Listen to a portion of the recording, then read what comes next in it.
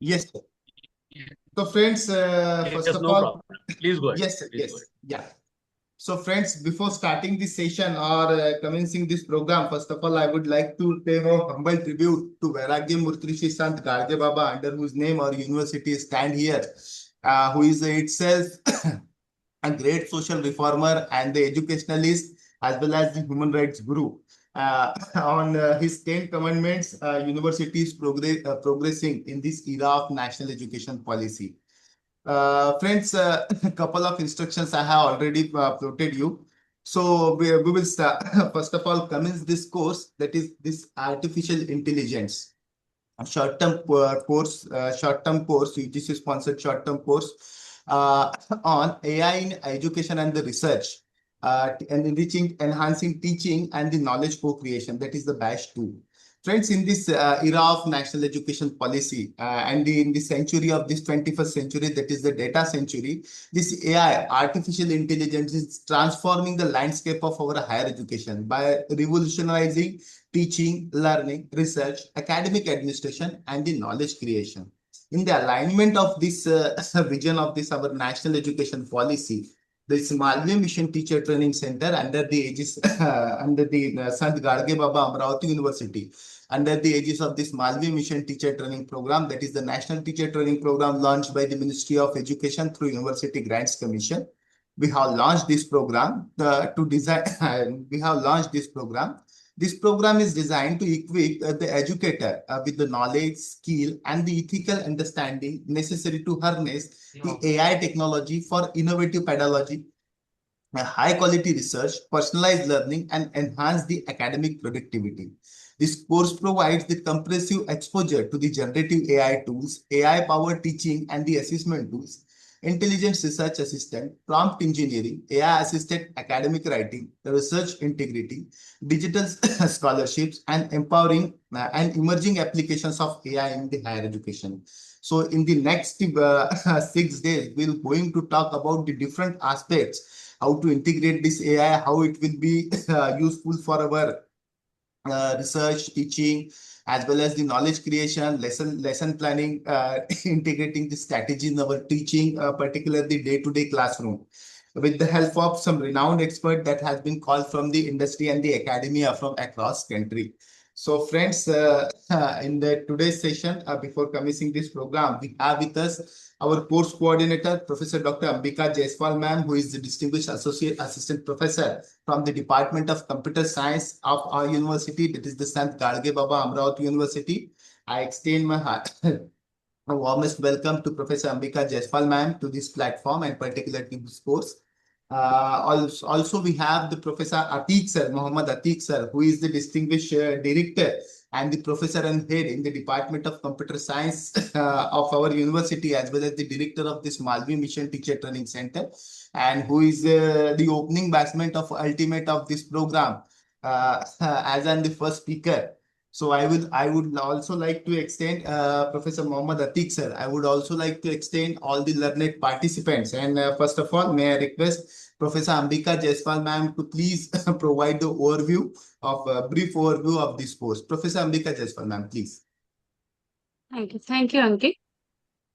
Respected Director, Dr. Mohammad Atiq sir, our esteemed resource person, and all distinguished participants. A very good morning to everyone. So it gives me a pleasure to welcome you all to the UGC Malviya Mission Teachers Training Center, Santa Gadge Baba Amravati University, Amravati, for the 1 week online short-term course on AI in education and research, enhancing teaching and knowledge creation, 2026-27.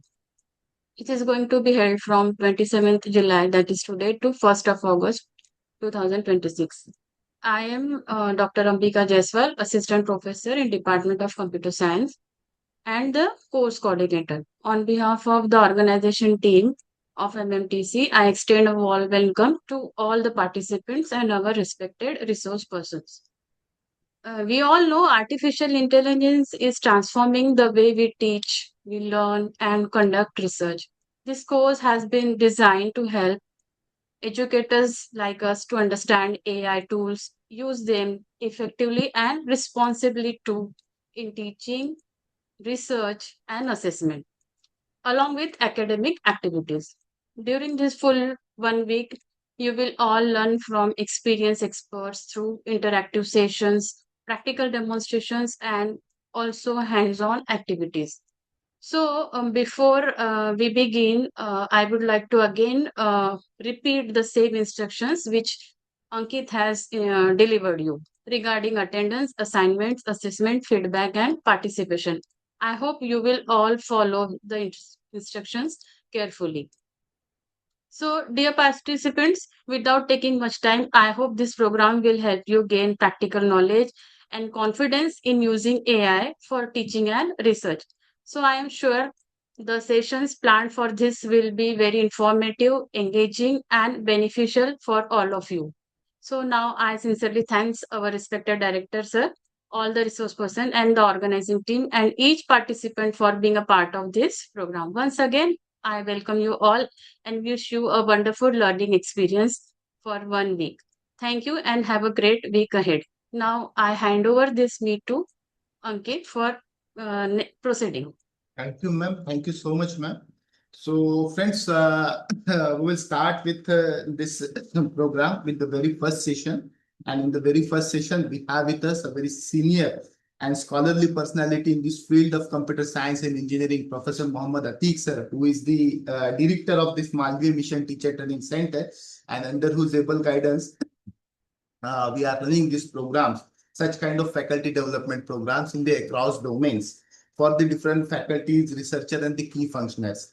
So Professor Atiq sir is a distinguished academician and the researcher who is currently working as serving as a professor, a senior professor, and the head at the Department of Computer Science and Engineering at Sant Gadge Baba Amravati University. He is also the director of this Maldives Mission Teacher Training Center. He has hold PhD degree in the computer science and engineering along with the BE and ME in the same field. Additionally, he has pursued the MBA in the human resource development and the LLB. His area of expertise includes the artificial intelligence, soft computing, and the medical image processing. Over a 3.5 decades of teaching as well as the research experience, with more than 12 plus years as a professor, Professor Atiq sir has mentored more than 15 PhD research scholars, and under 3 scholars are still pursuing their PhD under his able guidance, and 2 MPhil scholars. His research contribution includes the 68 publications, out of which the 48 are Scopus indexed research articles across the international and the national journals and the conferences. He has also been the innovator, holds the 3 granted patents, and published the 7 different patents in the Indian Patent Journal, along with the 5 copyrights. He is the author of the 2 different reputed books that has been published by the Lambert, Germany, and S. Chan, New Delhi. Professor Atiq sir has played a very crucial role in the academic and the research development, having executed a project of worth of rupees 1.20 crore of the Student Access Center sponsored by the University Grants Commission, New Delhi. He is a NAC and the MBA assessor and trainer, and has been actively involved in the curriculum designing at the Sant Gadge Baba Amravati University in the capacity of the chairman of the Board of Studies as well as the member of Academic Council. He has been delivered over more than the numerous expert talks, chaired multiple international and the national conferences, and participated in the 52 weeks of training program. He is associated with the different prestigious organizations and he is the fellow and the life member of the several prestigious professional bodies that includes the IETE, IE, ISTE, CSI, and IJCNN at USA. His academic influence extends beyond of national borders, having attended the international conference in the Greece. Professor Atiq sir continues to contribute significantly to the field of computer science and engineering, fostering the research and the innovation in the emerging technologies. So friends, this is a brief introduction with regards to Professor Mohammad Atiq sir. Today, he will going to talk about this generative AI in our teaching and the research. So without taking too much time, sir, I once again extend my warm welcome on behalf of all the esteemed gathering and request you to please start with your session. Sir, please. Thank you, uh, Ankit and Professor Ambika Jaiswal, and I welcome you all, dear participants, for this program on AI for education and research. Right. So, very good morning to one and all. As Mr. Ankit has rightly pointed out, that it is mandatory for us to have one session in any of the, whether it is a refresher or a short-term course on NEP 2020. So that's why, as far as this session is concerned, okay, it is more of a generic sort, okay, wherein we'll just try to, but I will not miss that opportunity. Okay, we will have, you can say, the integration of ICT or AI into teaching and research. So we'll go as per the plan, and I personally feel that because this is the very first session, okay, I'll just try to build some theoretical foundation, okay, wherein we will definitely have some exposure to some of the tools. Okay, so my objective, that is the objective, whatever I have said as a director for the execution of this program is you should not learn only prompting, but from prompting to building. That is what is there in our agenda. So hopefully the rest of the speaker will talk on all those lines. But as far as today's session is concerned, we'll just try to build some theoretical foundation, because this course is basically intended for faculty members from different discipline. So this is a curtain raiser, you may say, okay, wherein we'll just try to build some theoretical foundation. That is how this technology has evolved. Okay, then what is AI, and then how we moved from traditional AI system to what they call it as the generative AI, and so on. Right. So having said this, once again, I welcome you all for this very first session of AI in education and research. Okay, I hope I am loud and clear. Okay, just allow me to share my presentation. Okay, as far as this session is concerned, let's say if you have any concern, okay, you can stop me in between. Okay, I'll be happy to respond to your queries, or otherwise, okay, as usual, we will have your questionnaires at the end of the session. So with this note, I'm probably sharing my presentation. I hope it is visible to you. Somebody has to confirm. And probably we are in a presentation mode. Is this okay? Whether we are in a presentation mode? Okay, thank you. Yes, sir. Thanks for the thanks for the confirmation. And this is what is there on the agenda. Okay, this you may call it as I said, that is the curtain raiser. Okay, or uh, so hello. Yeah. So this is what is there on the agenda. That is, we'll look at AI. Okay, definitely, but from NEP 2020 perspective. So we may touch upon some important areas of AI, wherein you may have your own perception that whether this technology is good or bad. So each technology has got two sides, just like we have two sides of a coin. Okay, this technology again suffers from numerous drawbacks. Okay, so we'll explore all those aspects. Okay, and I will leave it to you to decide. Okay, that is up to what extent you must adopt to this particular technology, because there are many things. There are many things which needs concern. Okay, for example, as on date, we do not have any regulatory framework in our country. Okay, which is in place as far as the usage of AI is concerned. Okay, so that is why, okay, you need to work in a more responsible manner. Okay, more responsible manner. Okay, because you need to set your own boundaries as far as the adaptation of this technology is concerned. Having said this, okay, we'll explore all those aspects, wherein we'll talk about some ethical concerns, okay, responsible AI, and so on and so forth, but on in a very broader sense. Okay, so maybe the rest of the speaker, they will talk on some of these issues in greater detail. Okay, but as I've told you, in this case, we'll just have a, you can say, a look in some broader sense, that is how this technology has evolved and so on. Now, before directly jumping into what is AI, Okay, we need to understand what is human intelligence, right? So I would love to interact on this point.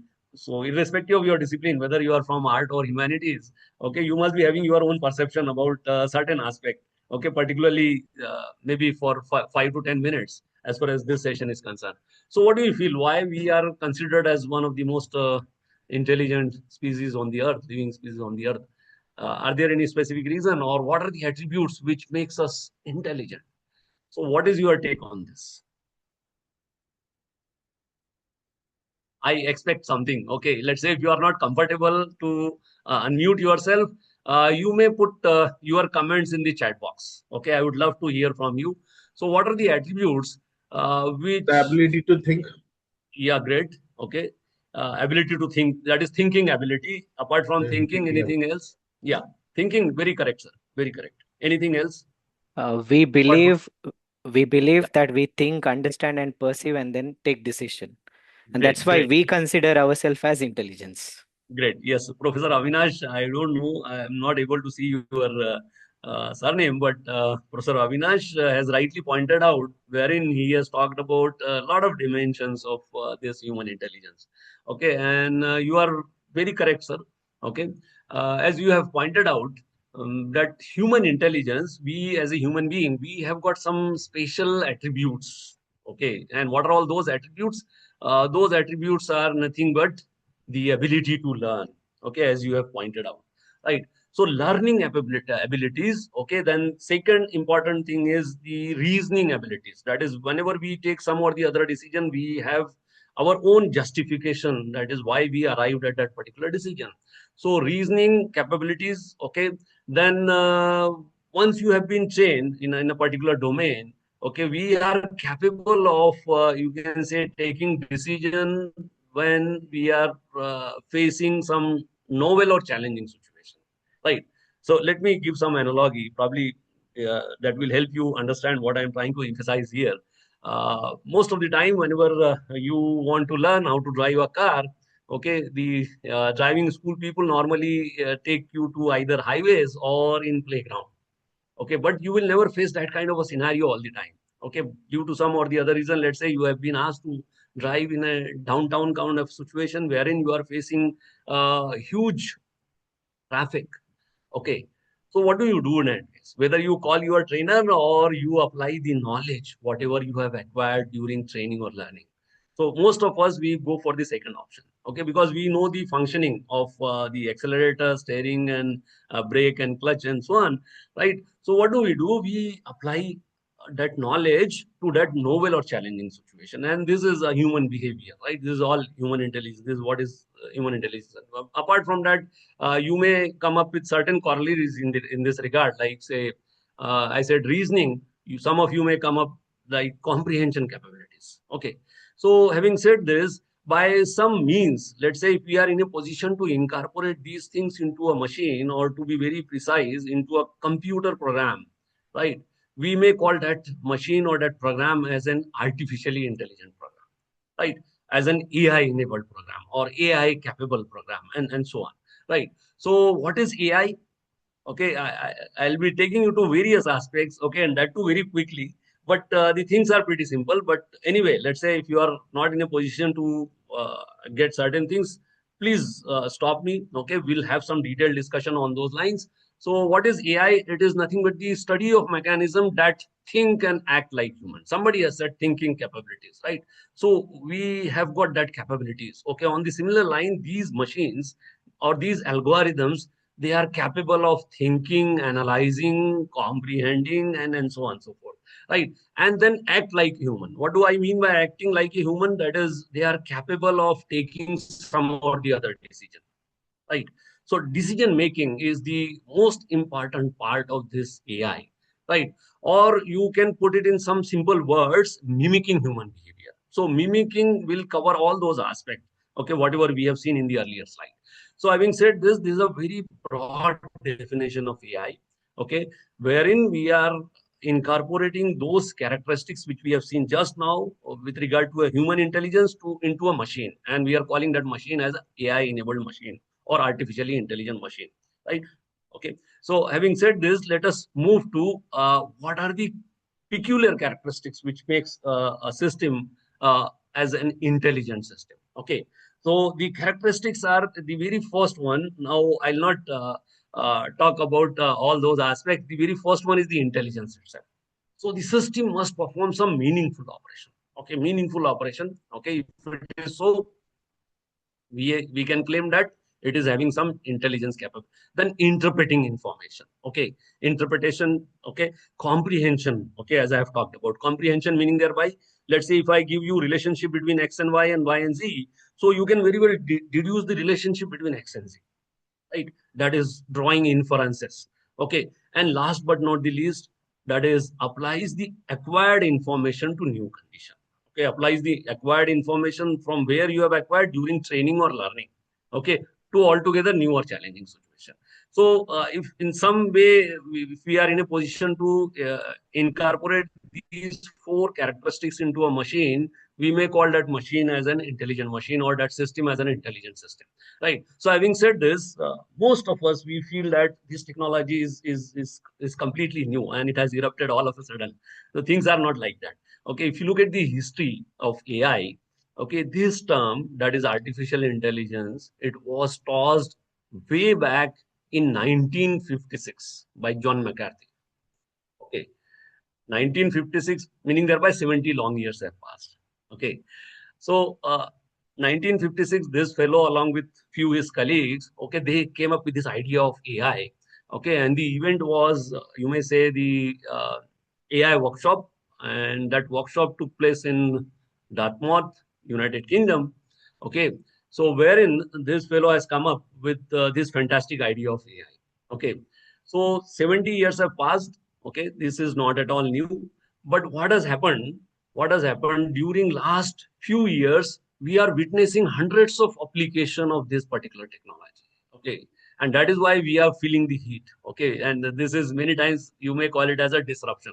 Okay, disruption is again appropriate word which one can use for this particular technology. So this is disruptive in nature. Okay, it is touching every profession I think, whether you are a lawyer or you are a chartered accountant or you name the profession or you are a medical practitioner. Okay, AI is everywhere. Okay, and that's why we need to take this technology a little bit more seriously. Having said this, how this technology has evolved? This technology has evolved in four phases. The early AI systems were referred to as the traditional AI systems, or you may call them as classical AI system. Okay, classical AI system or traditional AI system. Okay, then we moved into an era of what they call it as machine learning, and then deep learning or DL, and presently we are into an era of generative AI. Okay, wherein you need not be a computer expert. Okay, for to deal with all these tools. Okay, you should be clear about your ideas and you must know some or the other language. Okay, natural language like say English or maybe some Indian language support is nowadays again is being provided by most of these tools. So if it is so, and if you can express your objectives in some natural language, these tools are capable of you can say developing applications or workflow or whatnot. Okay, so if you look at this, the evolution of this technology, that is traditional AI to generative AI. Okay, we will just try to have a look at that is how we moved from traditional AI, okay, to the generative AI. So let us begin with the traditional AI. So what is traditional AI? Again, our objective would be a little bit different. Okay, we'll not go into the detail, but at the same time, as a user, okay, what is essential for us to understand? Okay, so as a user, so user's perspective, okay, I'll be explaining most of the term, but I will use minimum technical jargons, okay, so that you can understand the things quite easily, right? So having said this, what is traditional AI? It is the ability, give the computers ability to do tasks that traditionally only humans have been able to do. Okay, okay. For example, let's say you are a medical practitioner. Okay, so medical diagnostics, you may build a system called as medical diagnostic system. Okay, wherein you can simply interact with the human expert working in that domain. Okay, ask him or her n number of questions, and based on their responses, you may frame n number of rules if then as rules. Okay, and explicitly program those rules in some high level language. Okay, in some high level language. Now, in this case, technical competencies were needed. Okay, you need to know what is Prolog, you need to know the syntax, and all those things were essentially needed, okay, for building these traditional AI systems. And traditional AI systems were also referred to as what they call it as the expert system. Okay, and what was the philosophy? Philosophy was to interact with the human expert, okay, translate those things in the form of if then else statement, feed those statements into a knowledge base, and ask it to, you can say, diagnose. Okay, typical examples are like, say, playing chess, or you may call it as a homeopathy expert, or the simplest example is the washing machine. Look at the washing machine, fully automatic washing machine. What is it exactly? Okay, washing machine is basically wherein you have, you can say, 3 or 4 odd parameters. Okay, if you look at the washing mechanism by, uh, you may say, you can say human. Okay, what do? We look at the type of clothes, then we decide how much detergent is to be mixed, then how much hot and cold water is to be mixed, and what kind of washing mechanism one is to apply. So you may devise maybe 27-30 odd rule, and you can automate that job. Okay, you can quite easily automate that job. Okay, so you can embed those rules, 27 odd rules, into a small microcontroller chip, put that chip in the washing machine, and that microcontroller chip will take control of all the components installed in a washing machine, and it will convert an ordinary machine into a intelligent or AI enabled fully automatic machine. Okay, so but there were some issues. Okay, these systems were not popular because they were having limited application, and there are reasons to it. What are all those reasons? The reasons are, the very first one is the time intensive. These systems where, let's say, if you are dealing with a simple problem, then the rule base will be small. But let's say if you are dealing with a very complex problem, okay, in that case, the rule base will be quite large. And for searching all those rules, okay, definitely it will require more time. And the hardwares were slow those days. I very well remember when I started working on AI way back in 96, 97 for my master's dissertation. So those days, the training time was in days. Okay, because we used to train the program using 80386 machine with some MB of RAM. Okay, now we are having in GBs of RAM. Okay, and we are having not CPUs, we are having GPUs. Okay, which is having tremendous power. Okay, so due to those constraints, that is the hardware constraint, these systems were quite slow. Then it does not generalize to new situation. Okay, let me elaborate on this. Let's say you have built a medical diagnostic system using some rule base, and you are facing a COVID-19 kind of a scenario. Okay, so in case of COVID-19, okay, what is happening is you are facing altogether new symptoms. Okay, and now if you fed all those symptoms, what will happen? Okay, the system will say, sorry, no match found, or I'm unable to diagnose because it is beyond the scope of the rule base, whatever you have developed.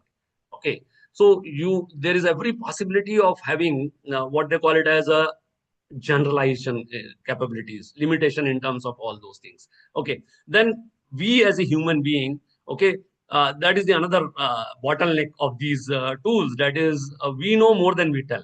Okay, why I'm saying so? Because this is also referred to as what they call it as the Palonese paradox.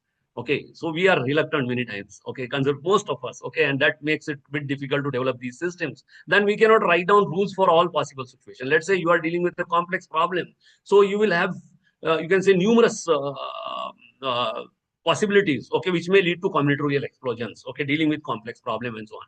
Then we entered into an era of, you can say, what they call it as machine learning. Now, what is machine learning? Again, very abstract. Okay, instead of, in case of machine learning, what do? We do not write explicit programs.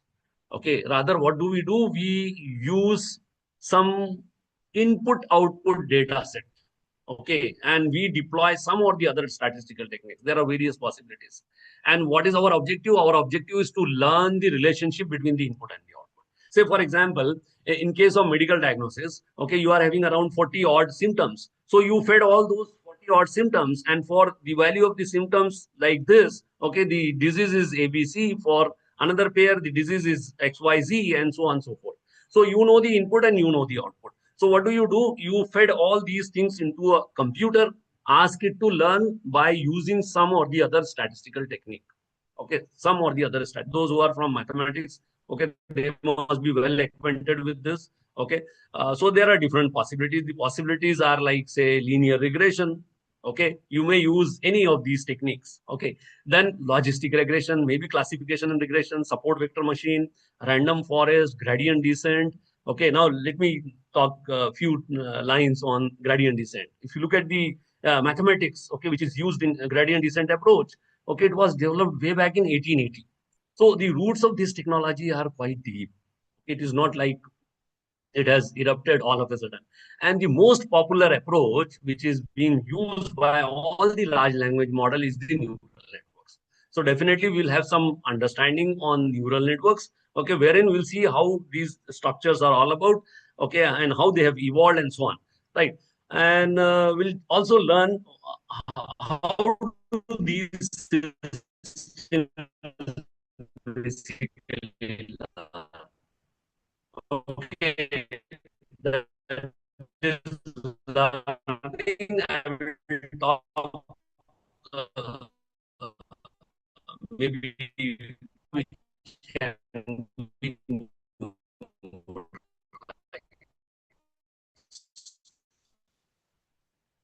okay.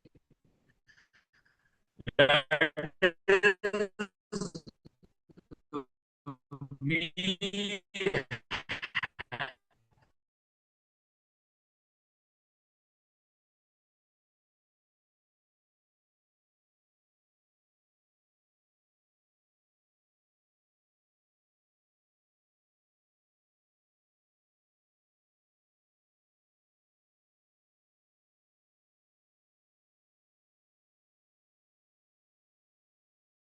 Sir, I think you are muted. Sir, little bit issues in.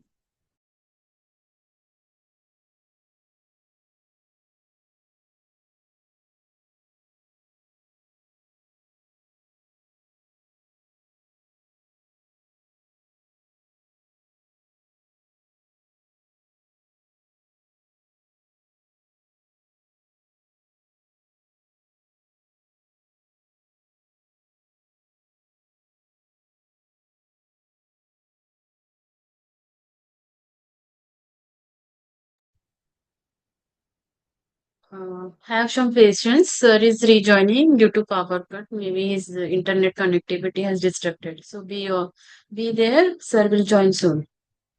Sir is joining from other source. Am I audible? Yes. No. Yeah. Yeah. Sir will join soon.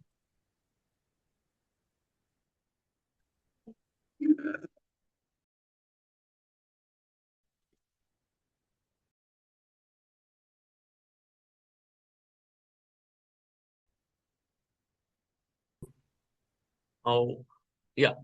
I'm joining with my mobile data. Okay, just allow me to put my camera off.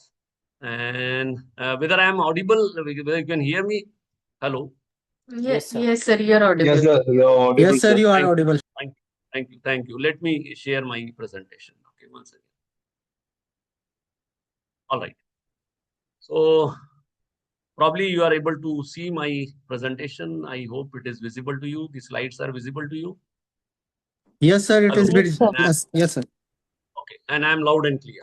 So Yes, what we yes, are sir. discussing, okay, yeah, thank you, thanks for the confirmation. Okay, just bear with me with the audio only, okay, because right now I'm joining from my mobile data. Okay, so maybe again I will face problem. Okay, due to some reason my institutional internet is not working. Now, having said this, what we are discussing about machine learning. So the only issue was that is we have to have data which can be numeralized. Okay. Now how we can do that? Okay, definitely we can achieve it quite easily. Okay, say for example, even if in case of medical diagnosis, even if certain parameters values are there, but certain parameters values will be 2-digit, 3-digit, 4-digit, and so on. So what we need to do, we need to convert these values into values between 0 and 1. So we can do it quite easily. Say, for example, if it is a 2-digit number divided by 10, if it is a 3-digit number divided by 100, okay, 4-digit 1000, and so on and so forth. But let's say if certain values are there in the form of text, again, you need to convert that text into number. Okay. And this activity of converting everything into numbers and precisely between 0 and 1 is called as pre-processing. So this is a fair overhead associated with machine learning. That is, for using machine learning, we need to carry out this activity before you can say giving it to the any statistical technique. Right. Now, this was the only issue associated with machine learning. Okay. Now let us as I said, that is, there are very many statistical techniques, but the last one is what they call it as the neural network. Right, is the neural network. So neural networks are the structures which are basically inspired from biological neuron. Okay, so this is the typical structure of a biological neuron. Okay, that is what is there in our brain. Okay, so we have this way millions of neurons, and they are all connected with each other. Now you just think about the computing power of a human brain. Okay, how do we take decision, and that too, in how much amount of time is basically used for arriving at all those decisions. So this is the structure of a biological neuron, and based on this, okay, we have an artificial neural network, or ANN in short.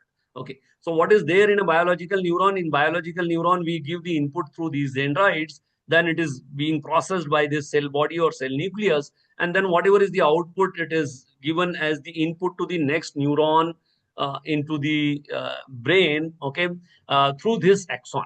Okay, so we provide some input, it is being processed by the cell, and then whatever is the output, it is given as input to the next neuron in the cell.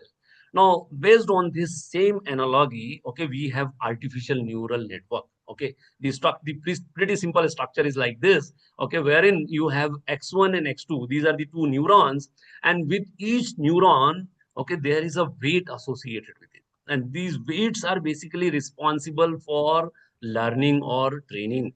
Okay, so during training or learning, what do? We just try to learn the value of these weights. Okay, so this is artificial neuron. Okay, which is, and now what is y in this case? Y is the output. Okay, so we intend to learn or derive a equation, what they call it as y is equal to 0.32 into x1 plus 0.77 into x2, something like that. Okay, now these values we are going to learn during training. Okay, that is 0.32 and 0.77. That is nothing but the value of W1 and W2. Okay, but this is a biological, this is a simple, you can say, single layer perceptron. Okay, it is not capable of solving anything other than the XOR problem. But let's say if you are dealing with a very complex problem wherein you have got hundreds of parameters, okay, then this structure is not enough to deal with that kind of a scenario. So for addressing those issues, we have multi-layer perceptron. Okay, we have architecture, what they call it as multi-layer perceptron. Now, what is there in a multi-layer perceptron? We have values, the input vector, wherein we have values starting from x0 to xn. And with each x0, there is a w0 associated with it. Okay, so x0, w0, x1, w1 up to xn, wn. Then what do? So we have an input vector, then we have a weight vector, and then we compute the weighted sum. Okay, so how do we compute the weighted sum? It is summation xi wj I and j equals to 0 to n. Okay, so let's say if you are dealing with a you can say medical diagnostic system wherein you are having maybe 30 odd parameters.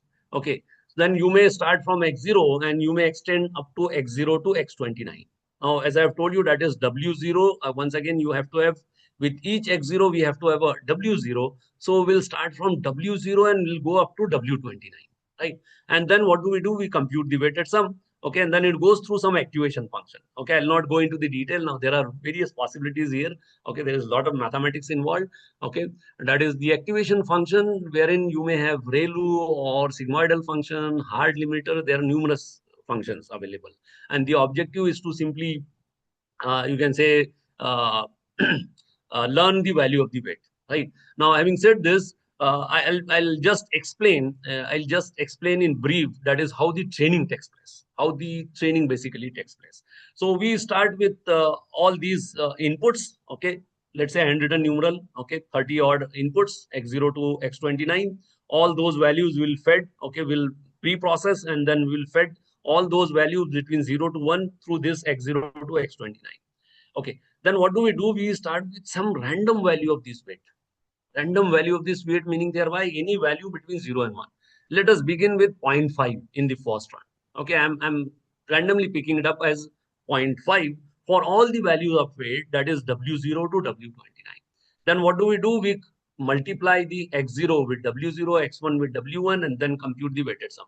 Whatever is the output, it goes through some activation function. Okay, then bias is there. There are very many things involved, but I'll not talk on those lines because our objective is to learn a very broad picture of this neural network.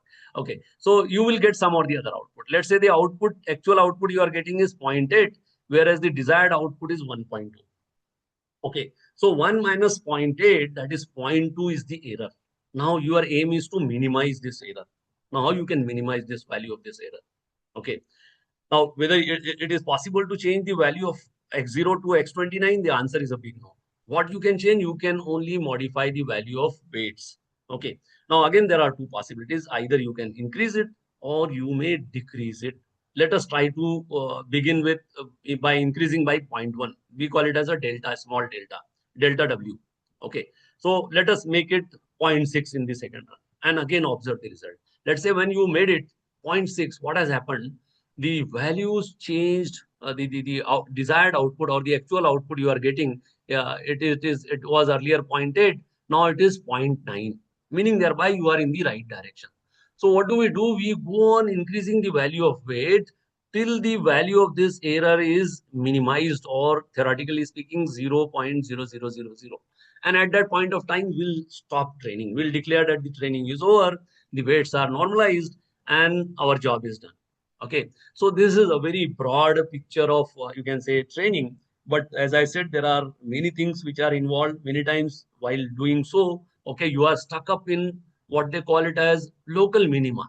Okay, now there are ways and means to come out of that local minima. The system will toggle within that loop only. Okay, so what you can do, you can add some momentum term, some constant eta. Okay, and then you may come out of that scenario. Okay, so there are many things, but this is a broad picture. Now, based on this strategy, we have three broad training strategies. Okay, three broad training strategies. What are they? The very first one is the supervised. Now, what do I mean by supervised? Supervised meaning thereby you are having input as well as output, both known to you before training. Okay, so if you are mapping from known to known, it is called as supervised training. Let's say if you know the input, but you don't know the output, then we use what they call it as unsupervised training. Okay, it is from known to unknown. And the third strategy is, which is the most popular one, is the reinforcement training. It is very similar to learning or training by trial and error. Okay, you can understand this with the help of a simple analogy. Whenever a small kid learn how to walk or how to talk, okay, that is basically reinforcement training. Now, this, as I said, that this is the most popular one. This is being used by almost all the popular large language models. Okay, all the LLMs are basically using this approach. That is the some or the other variant of this, you can say the reinforcement training. Now, having said this, this is how training normally carried out. Okay, and this is a multi-layer perceptron, right? Now, this can be used for solving any complex problem. Okay, you may have hundreds of parameters here. There is nothing wrong in that. Okay, the only thing is you have to have, you can say, the state-of-the-art hardware available for carrying out those operations. Okay, even CPUs are not enough. Okay, many times you require GPUs. Again, one single GPU is not enough. You require multiple GPUs, 4 GPUs, 5 GPUs, and so on. Right. So, having said this, this is training. Okay. Now, this is what I have already explained to you. That is how to update the value of the weight. That is called as per sample updating. Okay. Then we have when you cycle through from this input to the output, it is called as one iteration or one epoch. Okay, so this way you may set the number of epochs as 100, 500, 1000, depending upon the kind of data you are dealing with or the problem you are dealing with, right?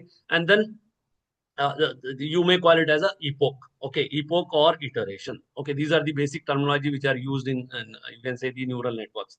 Now, having said this, the third block, if you recall, what is it? It is basically deep learning or DL architectures.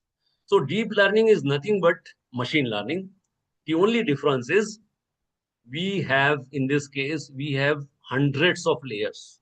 Okay, it is very complex, and that is why it is called as deep learning architecture. Okay, this term we started using from 2006 onwards. Okay, the architecture, the neural network architecture based on these DL are many. Okay, as I said, it is bottom line. Okay, it is machine learning only. But the only difference is the number of layers are more, so that we can solve complex problem using the same technology, right? Using the same technology. Now, having said this, from user's perspective, what you can do, okay, as I've given you some examples in case of machine learning. Using machine learning, you can solve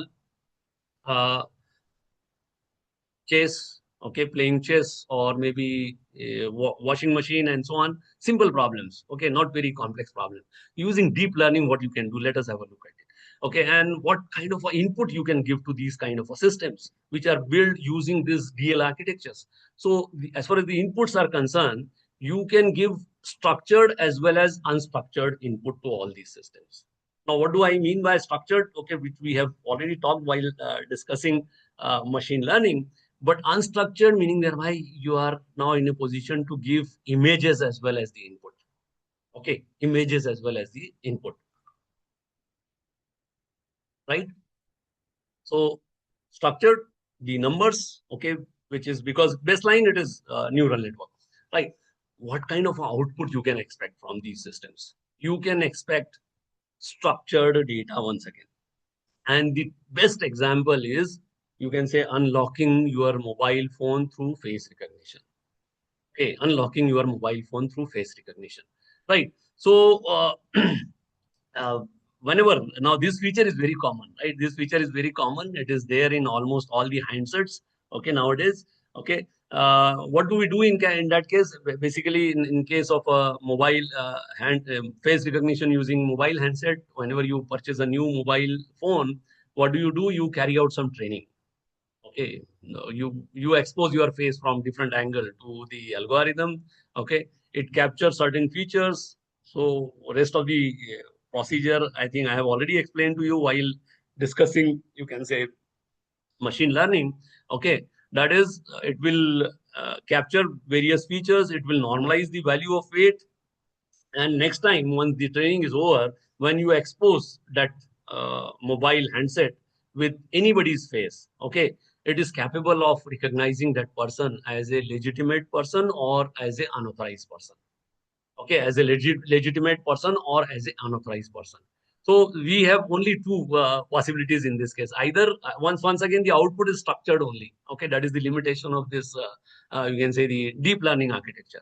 Okay, now fourth block, if you recall, okay, it was generative AI, and this is where the problem is, right? These generative AI, okay, these tools, okay, whatever we are using nowadays, they comes under this category only, Gen AI tool.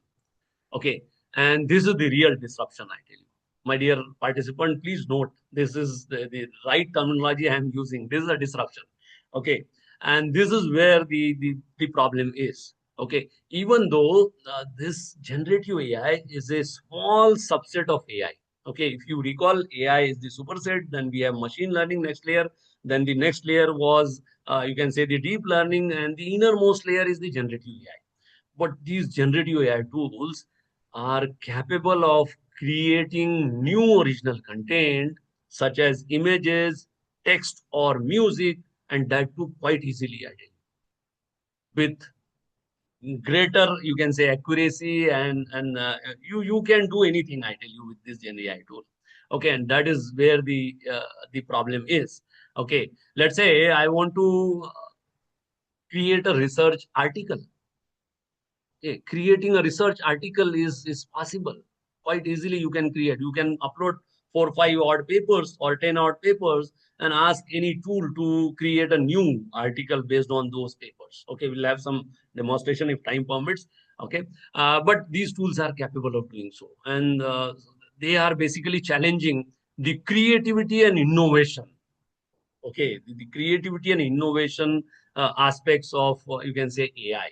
Okay, and that is why in most of particularly in few European countries, the usage of few of these tools is completely banned, particularly for student community. Okay, in our country, okay, we do not have any regulatory framework in place as on date. Okay, maybe government will come up. Okay, with they are working on it.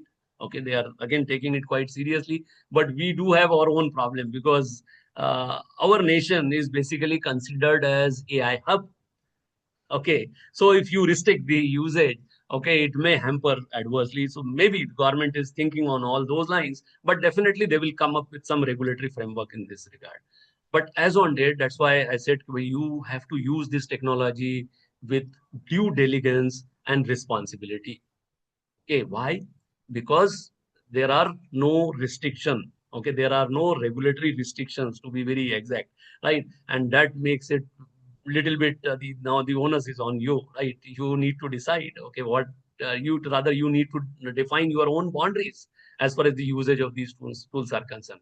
So this is very dangerous. Okay, one should not use it for some unethical aspect, but these tools are capable of doing anything for you. Anything for you, I told you. I'll show you a few things. Now, in terms of input and output, once again, from user's perspective, okay, what you can do with all these GenAI tools. Okay, look at the input. Now it is completely unstructured. Earlier it was unstructured. Okay, now it is, sorry, earlier it was structured. Okay, then we moved into unstructured. Okay, and now it is completely unstructured. And what about the output? Output in case of deep learning, it was structured only. Now the output is once again unstructured. Output is once again unstructured. Now, what do I mean by that? Okay, you write a prompt in English, okay, in the form of text, ask it to generate an image. Okay, we'll have some demonstration on these lines. Image to text is possible, text to music is possible, and text to text is once again possible. Right? That is how we interact with ChatGPT and so on. Right? That is the most common. This is the new normal, what people used to call it as. Right? So it is the text to text. Now you have numerous possibilities here. And that is the true power of these GenAI tools. Okay. So their power basically lies in what they call it as the multimodal functionality. Okay. You can give input as text plus image, and the output you can expect as text plus image. Okay, anything you can give, you can give an image along with some text. Okay, ask it to generate a video, it will do it for it. So this multimodality is the key area, is the true power of this GenAI tool. Having said this, none of these tools are completely free. Okay, why I'm saying so? Because their training cost is tremendously high. Okay, so most of these tools you will get the beta version free of cost. Okay, now this is the data which I have captured from Stanford University, but again quite old data. But the idea was to emphasize, that is, how much is the training cost. Look at the original transfer model; it was $930 only. GPT-3 it was 4.3 million US dollar. GPT-4 it is 78.4 million US dollar, and Gemini Ultra is 191.4. So the cost of training is tremendously high, and that's why none of these tools are available free of cost. You will get their beta version free of cost, which you can play with. Okay, and definitely they will ask you, they will cry after some time. Okay, the tool will cry, they will ask you to go for a paid subscription and so on. Now let us try to sum up whatever we have discussed. Okay, within this 40-45 minutes. Okay, we will just try to compare traditional AI with the generative AI in terms of certain parameters or certain features. You may say the primary goal in case of traditional AI was merely recognition and classification. Okay, let's say you can recognize some faces, or you may classify some digits into different classes. Let's say if you are dealing with handwritten numerals, so 0 to 9 may be the output classes. What about generative AI? Content creation and synthesis. Now I'm creating content. And what kind of a content we are creating? We are creating new original content, new original images. And you think of anything, okay, write a prompt, it will do it for you within no time. Output is only prediction in case of traditional AI, whereas in case of generative AI, it is new original content. Data usage, it analyzes data, whereas generative AI, it learns from the data. Okay, it learns 24/7 from your data, mine data, everybody's data. What about the interaction? Okay, it was mostly one way. That is input to the result. What about generative AI? It is interactive and conversational. Okay, while demonstrating a few tools, I'll exactly show you that is how do they learn. Okay, how do they learn, right? Or that is the reason most of the time whenever you interact with these tools, okay, you feel as if you are interacting with some person sitting on the other side, okay, and having some sort of a conversation. Okay, so these interactive and conversational capabilities are inherently present in generative AI. Okay. Having said this, what are the core components of this Gen AI? The core components are the foundation model. The very first model is what they call it as the foundation model. You may call it as a base model. Okay. And these are the models which are basically trained on massive diverse data. Okay. Standard data set is being used. And the best examples are your large language model like say ChatGPT and so on. And what is their true power? Their true power is they are capable of understanding natural language. Okay, so you need not have to learn any technical or programming skill to interact with these tools. Okay, but you should be very clear in your ideas, what exactly you want to do. You write a command, okay, even if you make certain mistakes in English, okay, it will understand what exactly your intentions are, and they are very smart. These tools are fundamentally very smart, and they are capable of writing, translation, and summarization. These are the three important areas. I'm referring to base model. Okay, so you can write, okay, you can translate from one language to any other language and summarize any document using these foundation models. These are the basic capabilities of, you can say, the foundation models, right? Then somewhere I have referred to, you can say, the large language model, okay, like say ChatGPT and so on. So what is an LLM? Okay, let me talk few seconds on those lines. Okay, these LLMs are nothing but the neural networks, and that's why we have seen neural networks in a little bit more detail. So they are, if you look at the structure, they are capable of, they are just like a neural network. Okay, and then what is their capability? They are capable of predicting the next word in the input sequence. Okay, that is the real power of these large language model, and this is how they generate the output. Okay, that is, let's say if you give the input as all that glitters, it will come out with the answer like it's not gold. Okay, and I hope all of you will appreciate that is this will require some sort of intelligence, right? Now, having said this, these neural networks, sorry, large language models are capable of doing so quite easily. Then we have another important component, what they call it as the transformer. Now, these transformer models are capable of, you can say, understanding the context in which the prompt has been written. Okay, that text, we call it as a prompt. Okay, so they are capable of understanding that context. Okay, it is just due to these transformers. Okay, so they have some inherent attention mechanism, okay, which makes it possible to understand the context of that particular prompt, right? So that is transformer. Then we do have few more things like say training and fine tuning. Okay, training, I think I have already talked about. Many times you require to fine tune them. Let's say if you want to adapt it for your own personal usage. Okay, so you may use your own personal data or organizational data for training all these models. Okay, that is what they call it as fine tuning. Okay, so this is a typical life cycle of a Gen AI, okay, wherein we have starting from pre-training to fine-tuning to inference mechanism, okay, and how do they improve? They improve based on the feedback, the user's feedback, to be very precise, okay. Normally, they ask you to give your feedback, your experiences, and based on that, they improve their performance. Okay, this is the typical life cycle of a Gen AI tool. Now, there are various series, okay, which you must be well acquainted with, like say GPT, which is built by OpenAI. Then DALI is there, which is having some creative capabilities. Okay, so and Midjourney, right? Then IBM Granite is there. But again, let me talk for a few seconds on this black box problem, right? All these generative AI tools, they suffers from this black box phenomena. What is that black box phenomena? Okay, that black box phenomena is pretty simple. Let's say you give the input and they will give you some or the other output, but you don't know that is how that output has been generated. Okay, so nobody in the world can justify how a tool has generated a particular output. Nobody, I said, meaning thereby, let's say if you approach the OpenAI people, if you are using GPT, okay, or OpenAI people connect you with the development team, again, they will come up with the plain answer. Okay, sorry, sir, we will not be in a position to give any justification. That is how this tool has arrived.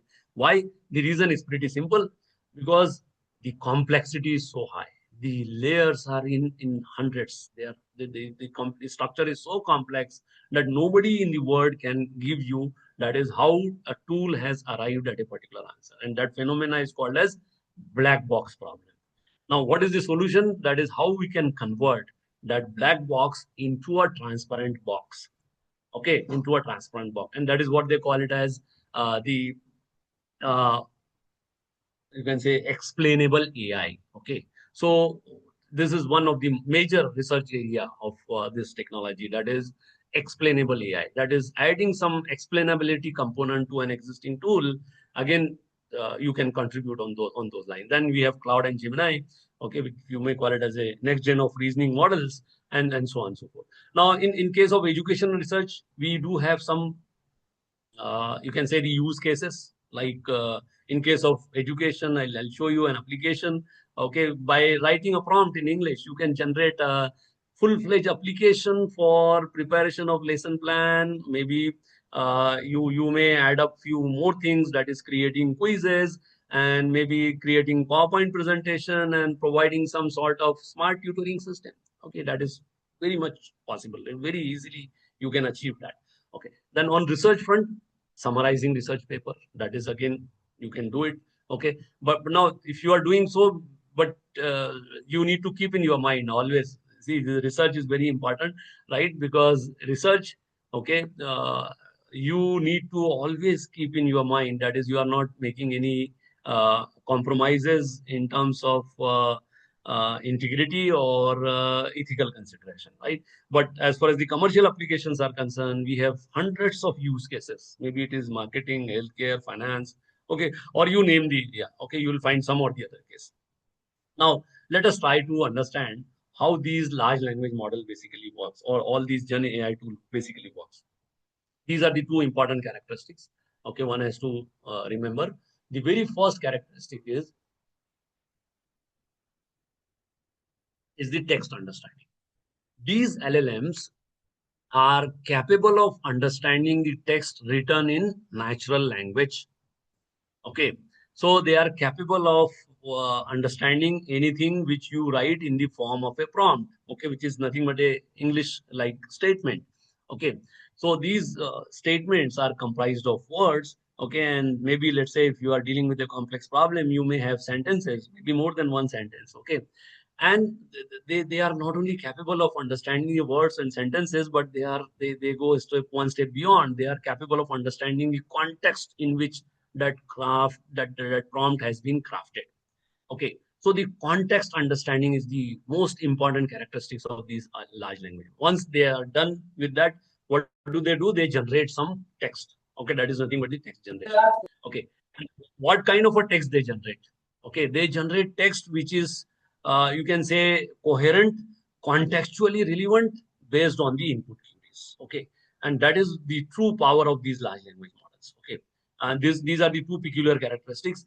Now, how do they function? Okay, or how do these LLM works? There are 5 steps. Again, we'll have a cursory look at all these things. Okay, because some other speaker will talk on these lines maybe in greater detail. Okay, so the very first step is what they call it as tokenization. What is tokenization? Tokenization is simply breaking your prompt, okay, whatever has been written in English, into tokens. Okay, for simplicity, let's say in a prompt, you have used around 20 odd words. Okay, so you may consider that the number of tokens you will have in this case will be minimum 20. Okay, why I'm saying minimum 20? Because let's say if you add up in a particular word, if you add ing or if you add es, it will be considered as another token. Okay, that's why I said, because that changes the meaning. Okay, ing and es will change the meaning. Okay, the context will change in that case.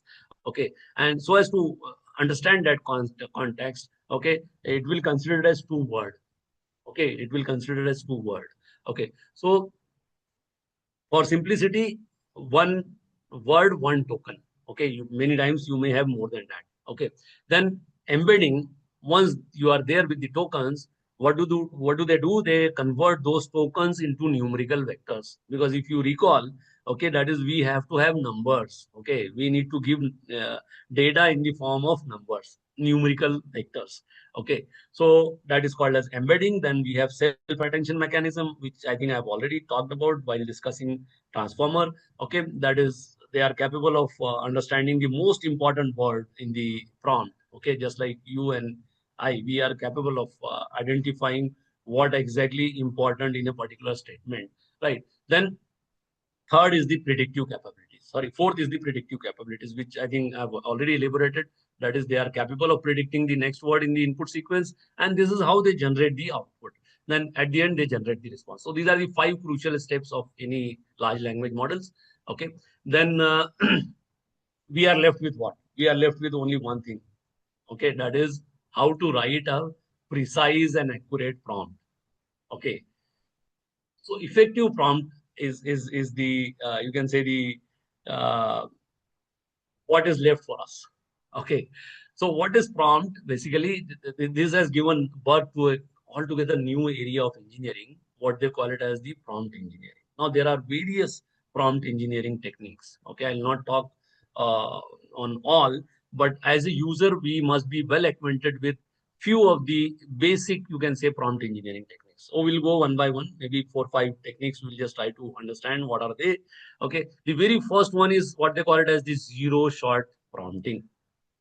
Okay, zero shot prompting. This is how most of us, whenever we interact with these tools, okay, we fire a direct query without giving any example.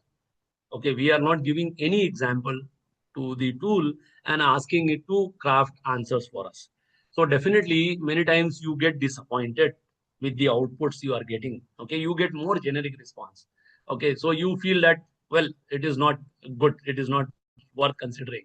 Okay, but that is not the case. Okay, because the tools are not that smart. Okay, let's say if you give one example, okay, and tried the same prompt by providing that example, okay, the tool will give you more tailored responses. Why I'm saying so? Let's try to understand this concept in a little bit more detail. Okay, let's say you are into manufacturing of two-wheeler scooters or mobile automobiles industry. Okay, and you want to craft a tagline for the product which you want to market. Okay, this is something new you are coming up. Okay, and your the competitor is, let us assume that Hero Honda is there. Okay, so what you can do, you can take the tagline of Hero Honda as an example. Okay, let us assume that the tagline of Hero Honda motorcycle is "Fill it, forget it." So if you consider this as an example, okay, and you give this, consider this as an example to the tool, and then ask it to generate the tagline for your own product, okay, it will give you exactly what you want, right? Because by analyzing the example, the tool will come to know that the user want not more than 4 words. Then the second important aspect it will learn from that example is, that is, each word must depict some or the other USP of that particular product. Like say, fill it, forget it, some mileage, okay, or some fuel efficiency, and so on and so forth, right? So if you give this way, if you give one example, it is called as one shot prompting. If zero shot, wherein you are not giving in any example, you will get more generic output. One shot, wherein you are giving one example, so you get more tailored output generated by the uh, LLM. Okay, if you give more than one example, it is called as few shot prompting, wherein you are giving 2, 3, 4 examples. Okay, if you go give more number of example, definitely it will lead to more tailored responses generated by the. Okay, the prompt will not change, but the examples will change. Okay, so example will help the tool to understand what exactly you want, right? So this is few shot prompting. Then we have a role or persona prompting, wherein you may assign a role or persona to any of these tools. You may say, कि भाई, assume you are a vice chancellor of Sant Gadge Baba Amravati University, or maybe any other university, or you may say, कि भाई, assume you are a research assistant. Okay, now the tool 100% know what is expected from a research assistant or what are the roles and responsibilities of a vice chancellor in a university setup. Okay, now the scope will be limited. Okay, or you may say, you assume you are a DM of a particular district. Okay, so it will go through all the relevant documents and it will craft answers for you. So that is called as role prompting, okay, or persona prompting. Then chain of thought is there, okay, wherein you are breaking down task into smaller one, okay, and then feeding it one after another. Meta prompting, wherein you are asking it to generate its own prompt for a specific task. Okay, but this requires more expert level of reasoning and sophisticated responses. Okay, then tree of thought is there. Okay, tree of thought is there, and tree and thought, wherein it will explore multiple possible paths. Okay, let's say I want to visit from one place, from my place to Nagpur, is the nearby town, okay, which is known at national level due to various reasons, oranges and so on, right? So I want to move from my place to that particular place. So what it will do, it will explore all possible paths and it will give you me the most optimal path in terms of toll, in terms of traffic, and so on and so forth. Right. So that is tree of thought. Then prompt chaining, wherein you are giving in multiple steps, sequence one after another. Okay. Now there are few things being a user we must be well aware with. Okay. The very first one is what they call it as the certain parameters. Okay, certain parameters. So this is again most of us, since we do not know. Okay, and that's why whatever responses are generated by these tools, we get little bit disappointed. Okay, so the very first parameter is what they call it as the temperature. Okay, now the value of this temperature is between 0 to 1. Lower the value, lower the creativity. Higher the value, higher the creativity. So let's say you want to get stuff generated which is higher in terms of creativity, you need to set the value of this parameter to 1.0 or 0.9. Okay, but let's say if it is set to 0.0, then in that case, definitely you will get more generic responses generated by it. Okay, now how to set this temperature, that I will show you. Okay, most of the tool provide you, uh, uh, you can say button kind of a thing, which you can simply move. Okay, then max token. Okay, wherein which defines the length of the response. Okay, so longer token limits definitely result in more detailed answer. So if you consume more tokens, definitely you will get more detailed answers generated by the tool. Okay, again, this can be set quite easily. Then top P is there. That is how many potential. Let's say I want to generate an output wherein I do not want the response to be more than 200 words or 150 words. So I can do so quite easily by setting up this top P parameter to 150 words. Okay, many times you get redundant responses generated by these tools, right? So if you want to avoid redundancy, you need to appropriately set this frequency penalty and presence penalty, right? So that is the another important parameter which we must be well acquainted with. Now, having said this, does this mean that these generative AI tools suffers from no problem? That is the end of the story. Okay, the answer is a big no, my dear participant. Why? Why? Let's see what are the reasons. So these tools, once again, they suffer from numerous problems. What are all those problems? Okay, any guess? Anybody who is acquainted with the problems these tools basically suffers from? Okay, I wanted to interact with you. The objective is not to test your knowledge. The objective is to simply involve you in the discussion. Okay. So any one of you, whether you feel that this Gen AI tool again has got numerous problems?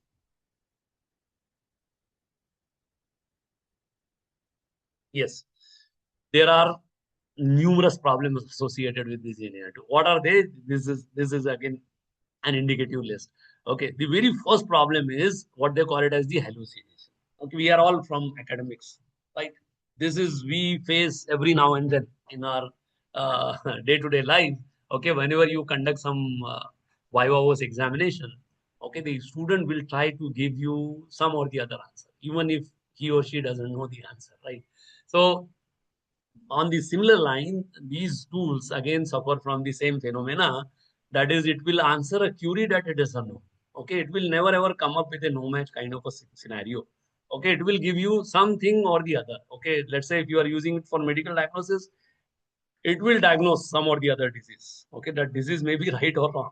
And let's say if the doctor is heavily relying on the stuff generated by this tool, the doctor will start treating you on those lines.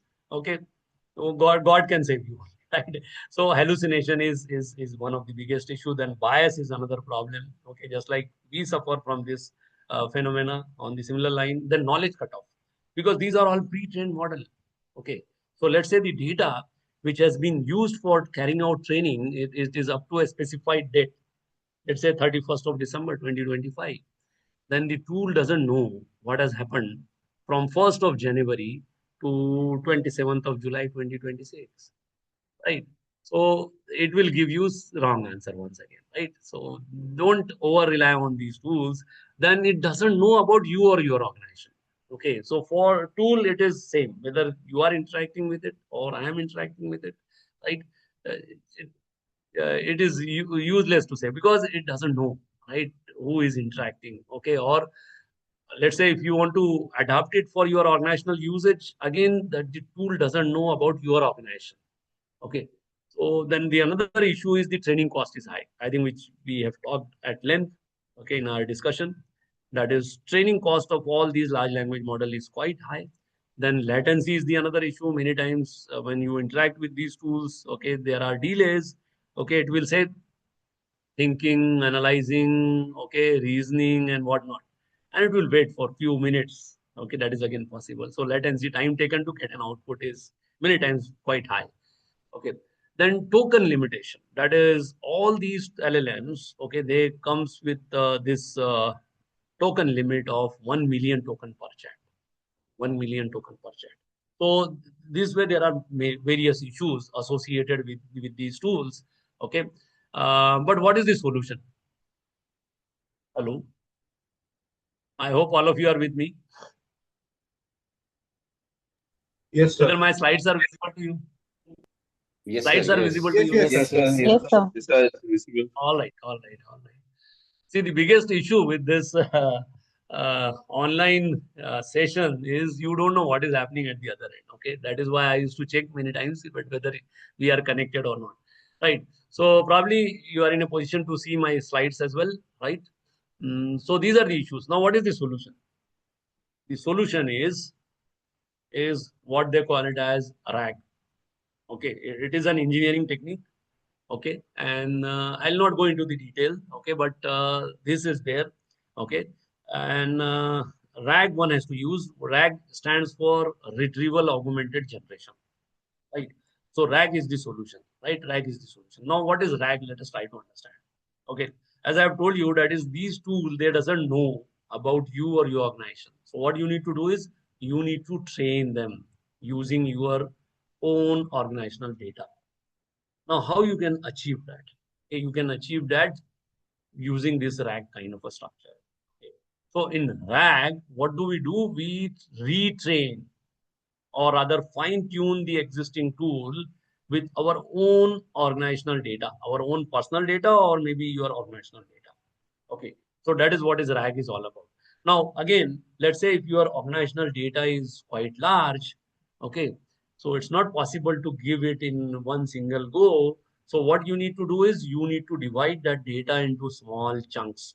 Okay, the chunk size you can decide depending upon the amount of data. Let's say you have decided that the chunk in which you are giving the data for training or learning is 500 tokens, right? So you can fed the data in 500 tokens each. Let's say this way you have got some 5 million tokens. So divide by 500, okay, those many chunks you can create, and you may fed those chunks to the tool for learning about you or your organization. But again, that is not enough. Okay, we need to go for what they call it as chunk overlapping. So let's say you have decided the chunk size as 500. So instead of first chunk is 0 to 500, okay, or 0 to 499, or maybe 1 to 500. Next chunk would be from 501 to 1000. Okay, so instead of doing so, what we do normally, we go for a chunk overlapping. So the second chunk will start from 450 onwards. Okay, a 50 token overlap. Okay, and what is the objective of this 50 token overlap? Is to establish or keep the connectivity between one chunk with the another one. Okay, if you do so, okay, it will help the tool to understand exactly, okay, what you are talking about, right? And that is why this chunk overlapping is needed. Okay, then the rest of the things are as usual, which we have talked about with regard to LLM, that is embedding, converting words into numerical vectors, creating vector database, and then applying some similarity search, maybe Euclidean distance or cosine search and so on, right? So this is the overall structure of a retrieval generation loop, right? So wherein the user is firing the query, okay, it goes to the retriever. Let's say if it is not finding the answers there in the data, okay, it goes to this what you have created now, vector database. Okay, so from that vector database, the relevant information will be extracted and is given back to the retriever, from where again it is given back to the user. So this is a retrieval generation loop, or RAG, right? Or retrieval augmented generation. Now, now there are many things with regard to this RAG. Okay, let me give one simple analogy so that you can understand this RAG quite easily.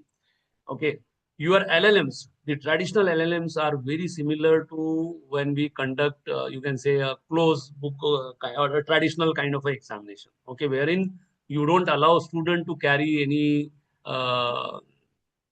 material with them, okay, while crafting the answers in the examination hall. But in case of an open book, so open book is very similar to RAG. Open book is very similar to RAG, wherein you are allowing the student to carry, okay, study material with them, okay, and they may use that study material while crafting the answers in the examination hall. Okay. So traditional, you can say the examination approach is nothing but the LLM. Okay. Okay. And the, you can say the open book is very similar to what they call it as RAG. Okay. So because that knowledge cutoff will be removed. Okay, it will know about you, your organization. Okay, training cost definitely, but this latency will be again, token limit can be addressed and so on and so forth. Right. So all the issues, these are the advantages of RAG. That is, it enhance factual accuracy, reduce retraining needs, multi-domain retrieval. Okay, secure use of proprietary data. Why I'm saying secure use of proprietary data? Your data, personal data or your organizational data will be within your control. Okay, you will be using it, okay, and you will be handling that data. You are not giving it to any third party, so there is no breach of your privacy and security, right? Then it is modular and flexible, okay, and so on and so forth. So there are many advantages of this RAG, right? So it reduces hallucination, okay, by grounding again I will explain with the help of some tool, okay, if possible. Then transparency and explainability can be achieved a little bit using these kind of structures. Okay, so this is the overall RAG architecture. Okay, this is the overall RAG architecture, and how to use it for research, how to use all these tools for research. Probably you are waiting for that. Okay, so there are many things. Okay, but since we are running short of time, what I'll do, I'll explain you some important aspect of this, that is use of all these generative AI tool for research. Okay, so if you are using for the, you can say the generation of idea, okay, okay, the answer is a big no. One should not use it for generation of idea. However, you may use it for certain routine activities. What are all those activities? Those activities are basically listed down in their in the, you can say the various publishing houses guidelines while you are submitting your manuscript to them. Okay, because Springer has got its own way to deal with this AI generated stuff. Okay, elsewhere has got its own way. Let's say I'm from engineering background, so we have IEEE mandates wherein it allows you to use these tools only for editing and grammar, not for anything else. Okay, so you can say using it for generation of idea is out of question here, right? So you simply adhere to the guidelines given by the publishing houses, okay, wherever you wish to submit your article. You can use it, but up to what extent, that is to be decided by the, you can say, the publisher, okay, not by you. Okay, simply adhere to those guidelines. Then for education, definitely you can use it. Student assessment, you can use it. There's nothing wrong. Okay, I'll show you some tools. Then teaching learning, you can use it. Okay, research quality with all those conditions, okay, which I have told you just now. Okay, these are the you can say again indicative list of tools which you may use for you can say teaching and research. Okay, wherein consensus is there, Elicit is there, Google Bard is there.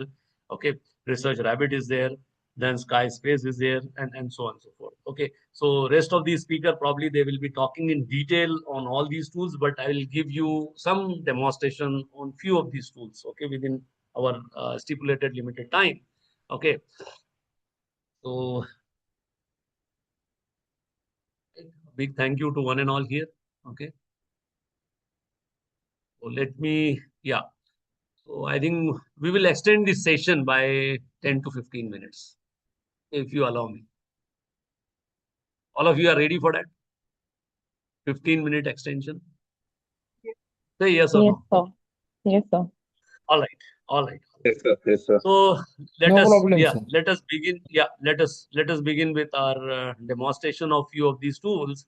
Okay.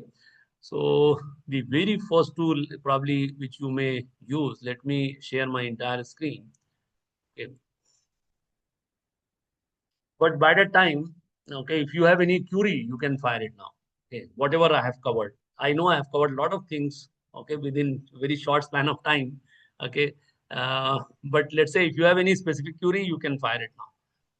So let us go ahead with, let me share my entire screen. Yes, anything you'd like to ask?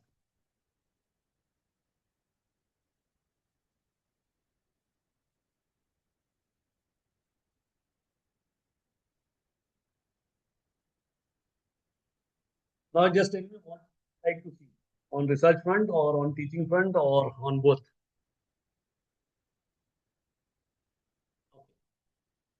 No answer, meaning thereby this my scope is wide open. So let us begin with something on agentic front. Okay. Something on agentic front. Any idea about Notebook LM, which is now called as Gemini? Gemini Notebook LM or Gemini LM? Whether you are using it? Yes. If you are using Yes. it, you are using it. Okay, great. So I will not show you, but just try to, I'll give you one simple assignment with regard to that Notebook LM. Okay. Somewhere I think we have claimed that all these Gen AI tools are capable of having conversational and interactive capabilities. Okay. So you just try to create an audio. Okay. Audio, you know how to create it using Notebook LM. Okay. So create an audio and run that audio and stop it in between, okay, and ask it some or the other question. Let's see how it responds. Okay, so this is Notebook LM. This is what I'm trying to say here. Okay, I'll put some assignment definitely, okay, which every one of you have to attempt. Okay, but that assignment would be different. Okay, this you can look at this tool, okay, using some you can say the conversational capabilities. Okay, so just create an audio. Okay, say for example, this is my notebook. Okay, this is the notebook. Okay, AI and data privacy law in India. Okay, this is the notebook which I have already created. So you can simply try creating an audio. That audio can be created by using this. Okay, so create an audio and just try to interact with that audio. Okay, by asking a question in your language. Okay, probably English or the, let's say if you have created it in Hindi. Okay, it has got these many Indian language support. So you may take up this as an assignment. Okay, just explore the, you can say the interactive capabilities of Notebook LM. Now, having said this, let us try something on the research front. Okay, so there are many tools, but I'll show you the very first one, that is what they call it as the Elicit. Again, we will not invest more than 1 or 2 minutes. okay, in understanding that particular tool. Let's say this elicit is typically used for analyzing or synthesizing research paper. Okay. Analyzing or synthesizing research paper. Let's say you want to carry out research, deep research in a particular area. Okay, what you can do, you can type that area here.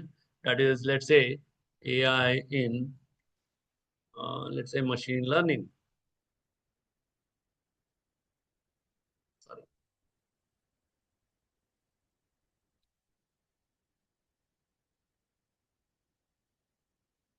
Okay, so this is the topic I am giving it to you, right? So this is a tool, okay, which is giving you something on that front. So it will extract some 10, 20 odd papers. Okay, normally 10 is the unit. Okay, so by default, the tool will come up with the name of the paper along with the publication, DOI, all those things in the first column, and the second column is usually the summary by default. Okay. Now let's say I want to analyze or synthesize all these 10 papers. Okay. Usually 10 is the unit, but you can load more papers by simply clicking on this load more option. Okay. So let's say I want to analyze or synthesize these papers, and my objective is to identify the research gap. So on this right hand panel, you will find this edit column. So simply click on this edit column, say add new, and simply type here research gaps, right? Okay. So let's say if you wish to pass on some specific instruction while crafting the answers, okay, whether we are connected. Yes. Okay. Yes. So elicit, okay, you may pass all those instructions, that too in English language. Okay, no need to worry. Okay. So simply type what exactly you want. You may keep it blank. Okay. Then what kind of answer you expect? Okay, whether you structure, or so you can want to specify some specific structure, or if you want to have yes, no, maybe kind of answers. Okay. And let's say I'm not touching all these parameters, but you can set these things quite easily by putting your instruction, specific instruction in English, okay, in the instruction box here. Right now, I'm not doing anything. I'm keeping everything as the default and simply add the column. Our objective is to identify the research gap. So what has happened, as you can see here, okay, one column is being added and the name of that column is research gaps. Okay. So under research gap, it is extracting one after another, all the papers. Okay. It is extracting the stuff from those papers in the form of research gaps. Okay. So this tool is fantastic for analyzing or synthesizing research paper. Okay. So elicit, you can use it quite easily. Okay. Now it has suggested even few more columns. Okay. So what are all those columns? You can have a look at those things by simply looking at application, domain, and context. Okay. Or AI/ML methods and implementation, because our topic was AI and machine learning Indian scenario, something. Right. Now, if you look at this suggested column, you can very well understand. Okay.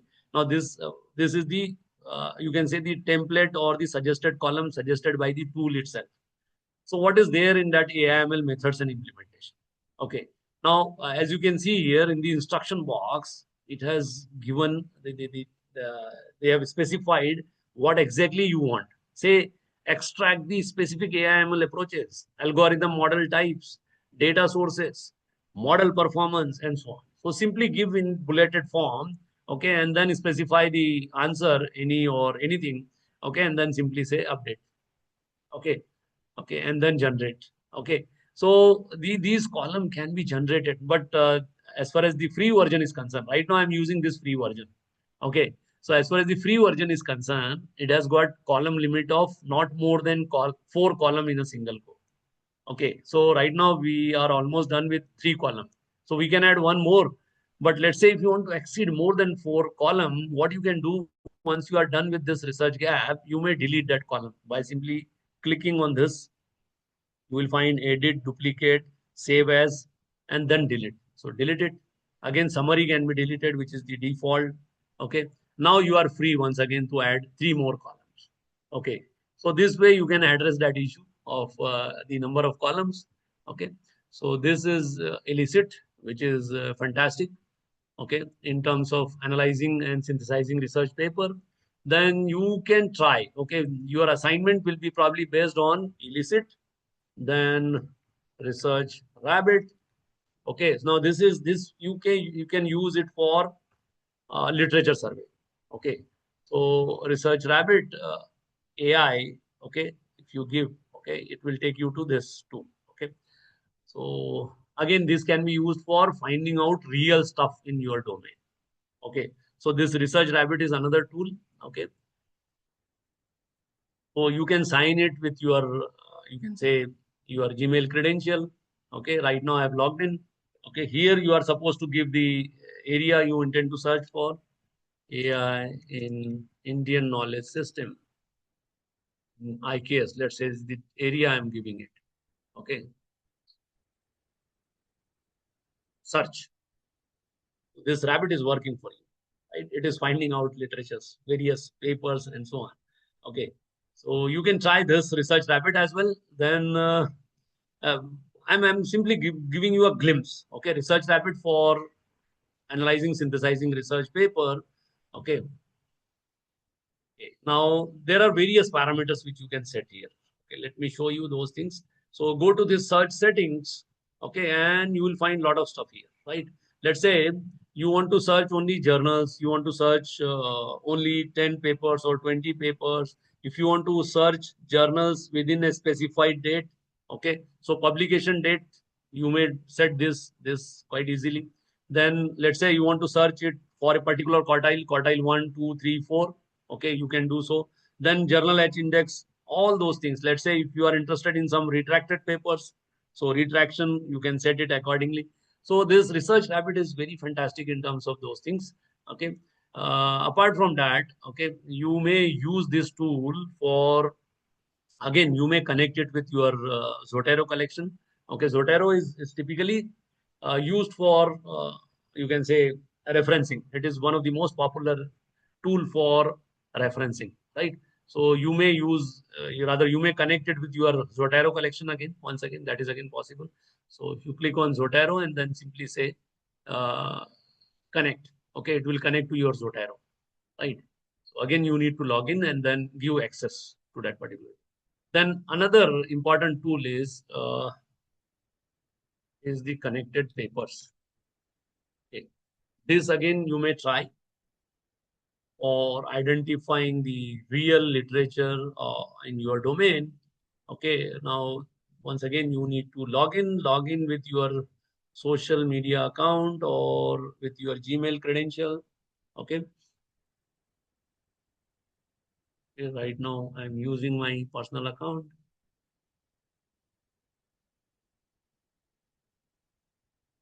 All right. So here you may give any topics, right? Let's say AI knowledge system. And this tool will build fantastic graph for you. Okay, as you can see here, right? As you can see here. So this tool will give you, now you may zoom these graphs.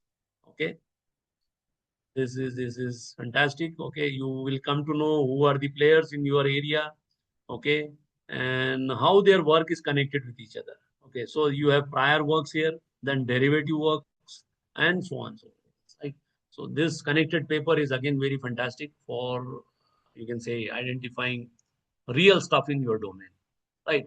Having said this, let me conclude with now based on this, you will be having some sort of assignment. Okay. Now let me talk on tools wherein you can create your own agent, AI agent. Okay.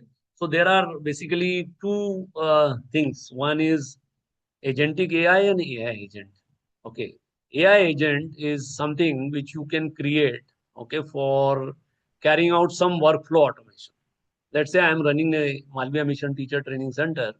Okay, I want to automate the task of what should I say, the email I used to get from my participant.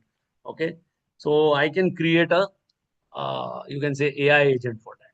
So there are two platforms which I will take you to. Okay, the very first platform is what they call it as is the Zapier. Okay. So simply go to Zapier. Okay. If you are using it for the very first time, okay, you need to sign up with your account, okay, with your Gmail credentials and so on. Okay, right now I probably am not, yeah, I'm logged in. Okay. And then once you are logged in, okay, this I'm logged in as Professor Mohammed Atik, right? Then your objective is to create an agent.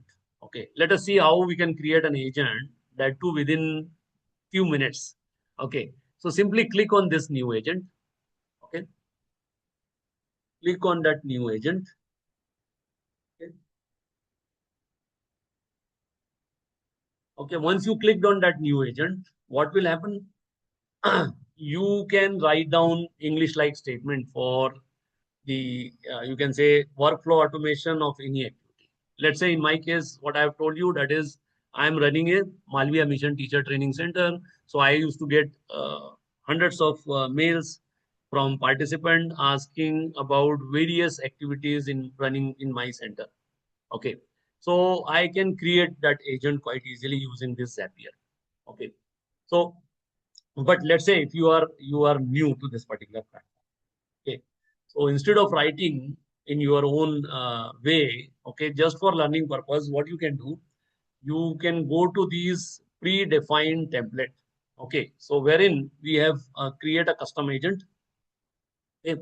Under that template, you have got very many templates. Most of them, they are typically used for, you can say, automation of certain workflow. Okay. Now I'm picking up this Gmail auto replier, or let's say the very first one. What is that first one? Is the support email agent. Okay. Okay. So I clicked on support email agent. What has happened? On the right hand side, it is populated what is there in this particular agent. So now this is in English, as you can read it out. Okay. So when I get, now I'm not using any programming language. Okay. When I get a new mail, look at the contents and determine if it is a question from a customer, because this is a support email agent for customer. Okay. Let's say if you are running an enterprise or you are running a business, okay, wherein this is usually needed. Okay. Because that MMTC kind of a thing is very rare. Okay. And that's why the generalized templates are intended for commercial use. Okay. So this is just for the sake of example we are trying to understand. So if it is a customer question, look at the answer, find the data. So what I need to do is I need to provide my own data to this particular tool. Let's say in case of this MMTC, I can upload my academic calendar, okay, UGC guideline for running MMTC program and so on. Okay. But right now I will not make any changes to this. We will use this template as it is. So simply click on use this template. Once you clicked on that, okay, if you are doing it for the very first time, it will ask you to give access to your Gmail account. Okay. So wherein you need to give access to that Gmail account, just like we have created an account. Okay. It will ask you to authorize to go through your Gmail. Okay. This is my personal Gmail. Right now I'm using it. So I have already given, that's why it is not asking me. Then simply say create. Okay. In your case, it may happen that it will ask you to give some authorization to access your Gmail account. Okay. Then simply say create. Okay. Moment you click on create. Okay. Now here, as you can see, okay, this is the help, online help. If you are using it for the very first time, this is the online help. But let's say, look at the instruction to follow. Okay. This is the template which we are using it. So when we get a new email, all those things are there. Now you can add up any additional tool if needed. Okay, by simply clicking on this plus add tool symbol. Okay, if you click on this plus add tool symbol, you have got numerous hundreds of applications, I tell you, available. Okay, Google Drive, Notion, Zapier, okay, Microsoft Excel, PowerPoint, Zoom, Zendesk, and 9,000 plus apps.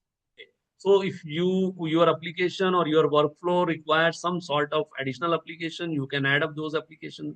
Okay, right now I'm keeping it blank. And then this second is the add a knowledge source, wherein you can add up your knowledge source, your PDF file with regard to the MMTC activity. Okay, my academic calendar along with the guidelines. So all those things can be quite easily added. Okay, or maybe Microsoft Excel. Okay, anything, any sort of file can be added here as the knowledge source. Okay, Right now, I am not adding anything. Okay, my objective is to simply demonstrate. Okay, so simply click on this agent preview. Once you click on agent preview, okay, you will find something like this on the screen. Okay, then simply click on this test agent. Now I am invoking that agent.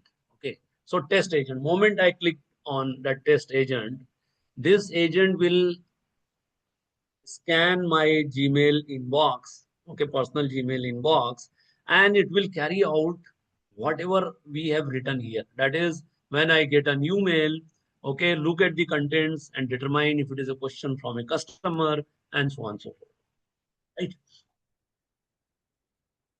Now it is testing that agent. Now I've invoked that agent. Unless and until I stop it, it will work for me 24/7.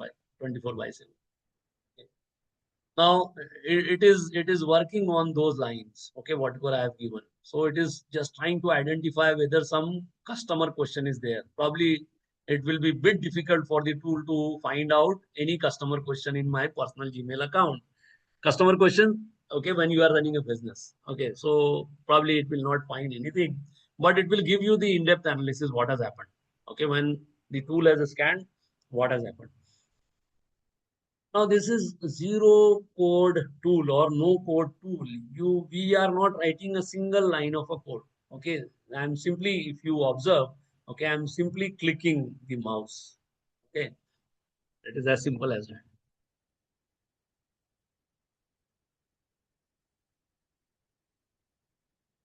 Okay, so look at the responses. Now it has scanned. Okay, this is the analysis. Okay, sender some Myntra email is there, which is marketing and update. Again, it will say what has happened actually. So this is a marketing promotional email, not a customer inquiry or question. So it will not carry out the rest of the thing, that is crafting answers for that and so on, using the knowledge base and so on.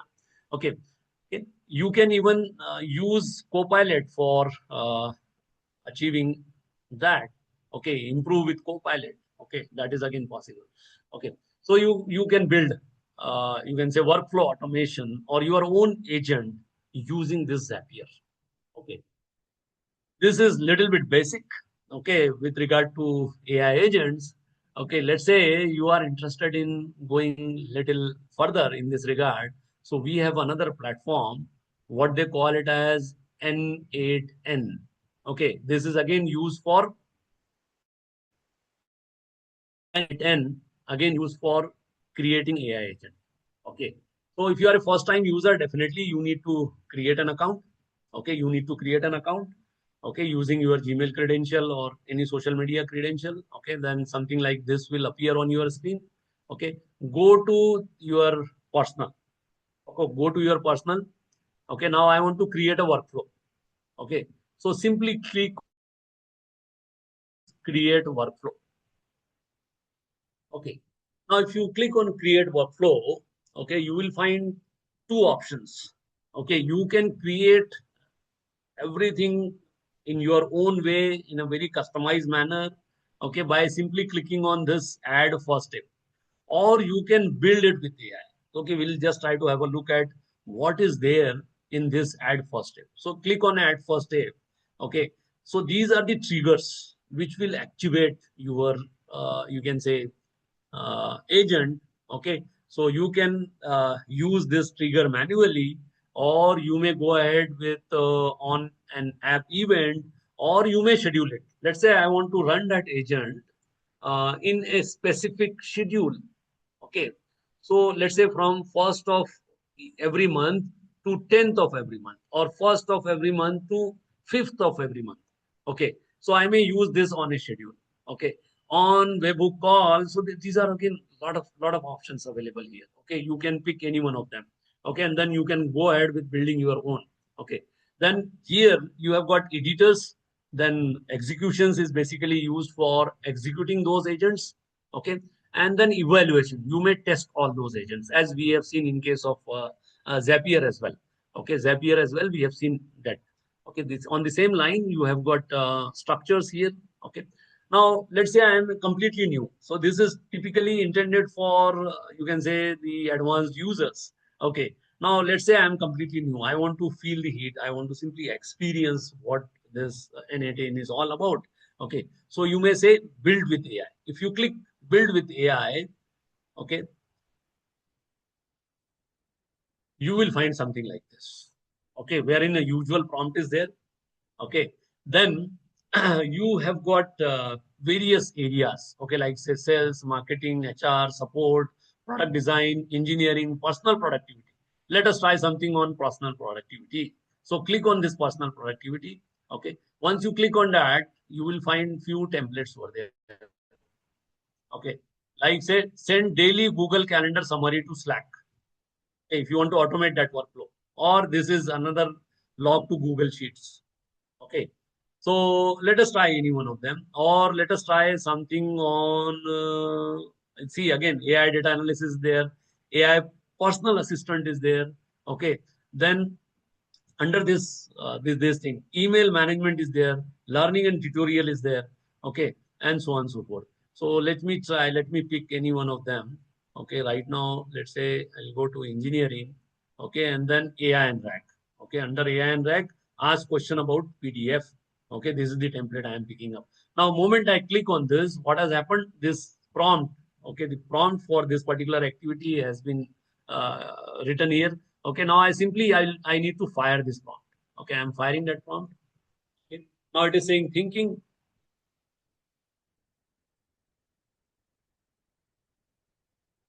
Now you get these many 1000 execution free. Okay. Okay, now it will ask you which data source should the agent query pick? Anyone. Okay, you may say Google Sheet. Okay, you may say Notion. You may say an A10 data table. Anything, whatever suits your requirement. So let's say Google Sheets we are picking up. Okay, or you may skip it. Okay, okay, all right. So I've signed up. Now, how will you interact with the agent? N8N built-in chat. Okay, test in the editor. Okay, this is the option which I am picking up. Now it is thinking, reasoning, and then working on all those things. Mind well, I am not typing anything. Okay, I am creating agents. Okay, and I am not typing anything either in English or any other language, or forget about programming languages and so on. Right. So I will ask a few questions to tailor this AI chat agent to your actual data sources and setup. Now it will ask me a number of questions. Okay. So you need to answer all these questions one after another. Okay. Google Sheets. Okay.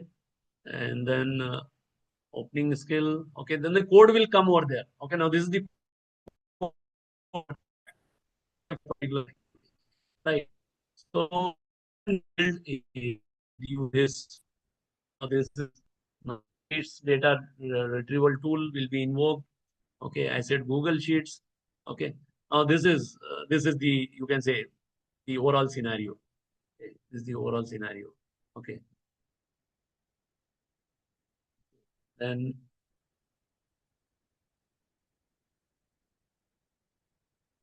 yeah, generating workflow. It is working on it. Okay, now it has generated the workflow. Okay, always allow once. Okay, right now I'm picking up this always allow. Okay, so I have the AI stack. Okay. Now, whatever it is doing, whatever it is letting you know what is the status of that. Now, it may require many times 4 to 5 minutes of time.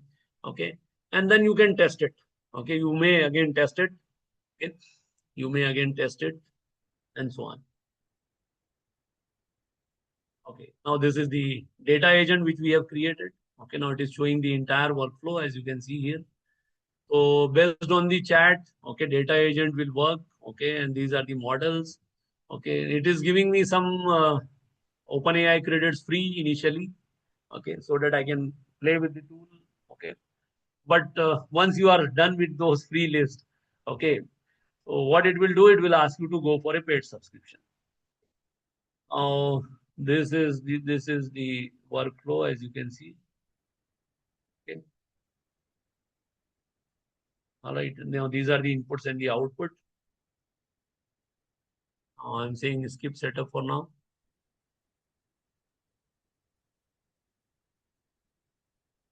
Okay. So it has started working.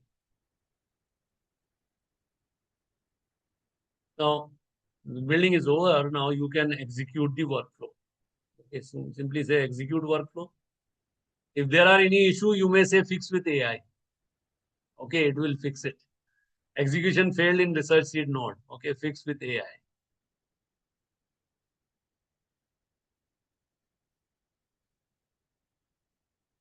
So probably some of the speakers, they will take you to these kind of a tools, okay, wherein you are not supposed to write anything. Simply, okay, go for click.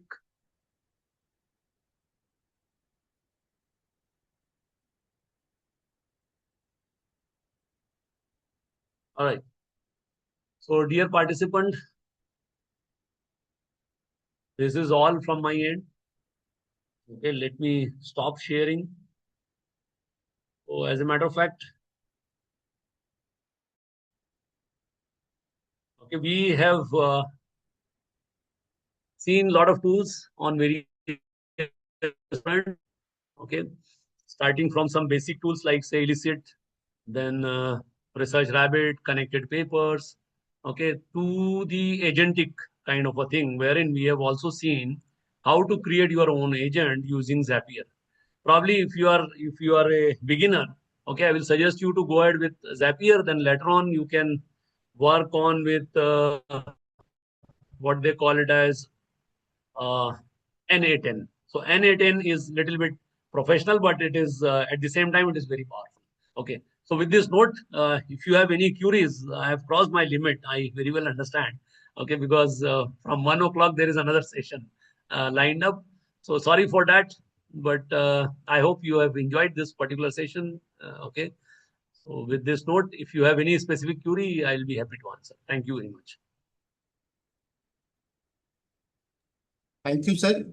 Participants, the forum is open for discussion. If you have any queries or the question, you can directly ask to Professor Atik, sir. Please, anyone. Hello, sir. This is Avinash. Yeah, please, please. Sir, you made a mention about Elicit and Research Rabbit. I have a question. From which database does it extract research papers? Actually, there are a few things one has to note. That is, it will capture, let's say, if you try to download few papers, okay, it will access all the data sets, okay, whether it is open access or in the form of some controlled access, okay, like say wherein you require some, you can say the credentials, okay, for accessing that stuff. Okay, those papers it will definitely, it will not capture. Okay, it will capture only those papers which are in open access platform. Okay, that is one thing. Second is, but it will show you all those papers. Okay, it will show you all those papers. So you can see the basic objective of Research Rabbit and connected paper is to identify the real stuff in your domain. So it will help you a lot. Let's say if you carry out the same thing using Google search, what will happen? It uses page ranking algorithm. Okay. So wherein now Google is again is having an AI mode. Okay. Google is having that AI mode functionality. But originally it uses that kind of a thing. But in case of a Research Rabbit or connected paper or any of the tool, whatever I have demonstrated, at the back end, they use this AI for identifying the real stuff in your domain. Okay, so it will help you in simply identifying the paper, okay, establishing the connection between the prior work and the derivative work, okay, and identifying the researcher in your domain. Okay, that is the only objective. I hope I have answered you. Sir, thank you, sir. Yeah. Yes, anyone else?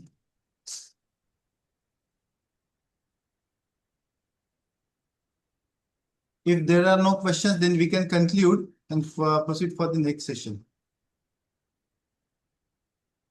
Sir, I think no questions are there. Yes. So if you could permit, shall we conclude, sir? Yes, please go ahead. Yeah. So on behalf of Malvi Mission Teacher Training Centers and Gadge Baba Amravati University and all the participants, those who are present in this virtual platform, I extend my sincere thanks to Professor Atik sir for this thought-provoking session and precious time. And definitely, sir, in the opening session, you have built the primary concept of using this AI.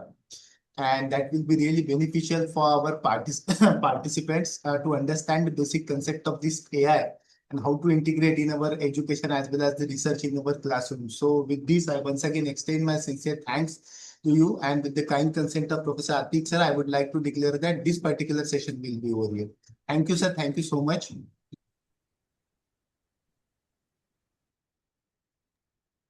Sir, when will start the next section?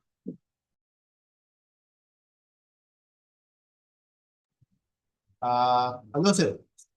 Hello, participants. We will take the break of 5 minutes. I think first we will take the consent from our expert, and then we will.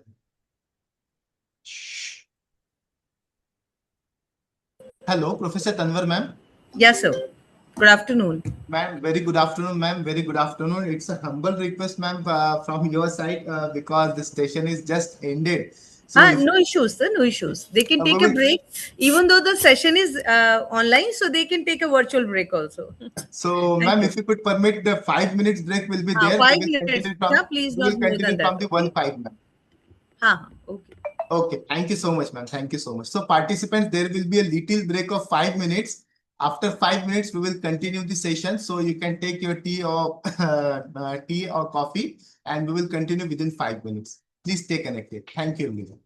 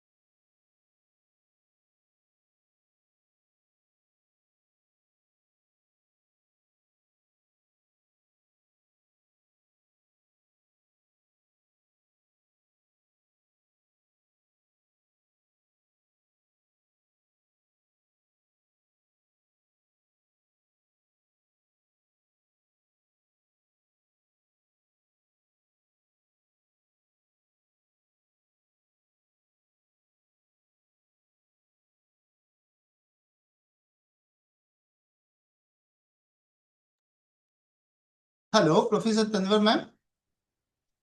Yes, sir. Yeah, ma'am. Good afternoon, ma'am. If you could permit, shall we start with the session, ma'am? I'm ready, sir. Yeah, yes, yeah. So, friends, good afternoon once again. In this session, we will going to talk about the AI tools for the teaching as well as research with one of our scholarly and renowned and senior expert, Professor Sumita Tanwar, madam. Madam, first of all, I extend my warm welcome on behalf of Malvi Mission Teacher Training Center, Sant Gadge Baba, Amravati University, and all the learned participants, those who have gathered here from the across country for this short-term program, faculty development program on AI education and the research. Friends, Professor Sunita Tanwar, madam, is a professor and the former dean, former head of the Department of Management Studies, as well as the dean for School of Business and the Management Studies, Present uh, Dean. as well as the Management Studies, as well as she is the director of the CSR division at the Chandigarh Central University, situated in the Haryana. She was also served as the coordinator for GAN program. She is a passionate researcher and a distinguished academician in this field of higher education. Professor Tanwar ma'am, Professor Tanwar ma'am has Yeah. completed PhD and NET, MBA, and the BSc from the different higher education institutions.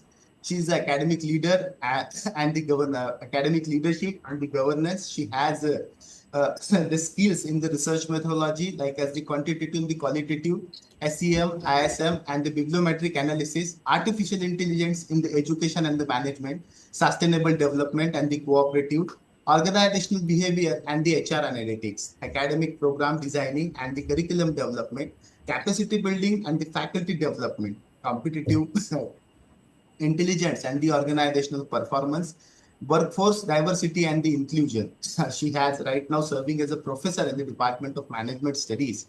She has recipient of the Best Research Award in 2023 and the Best Paper Award. Attend the ICSSR sponsored national seminar in 2024 at the Central University of Haryana.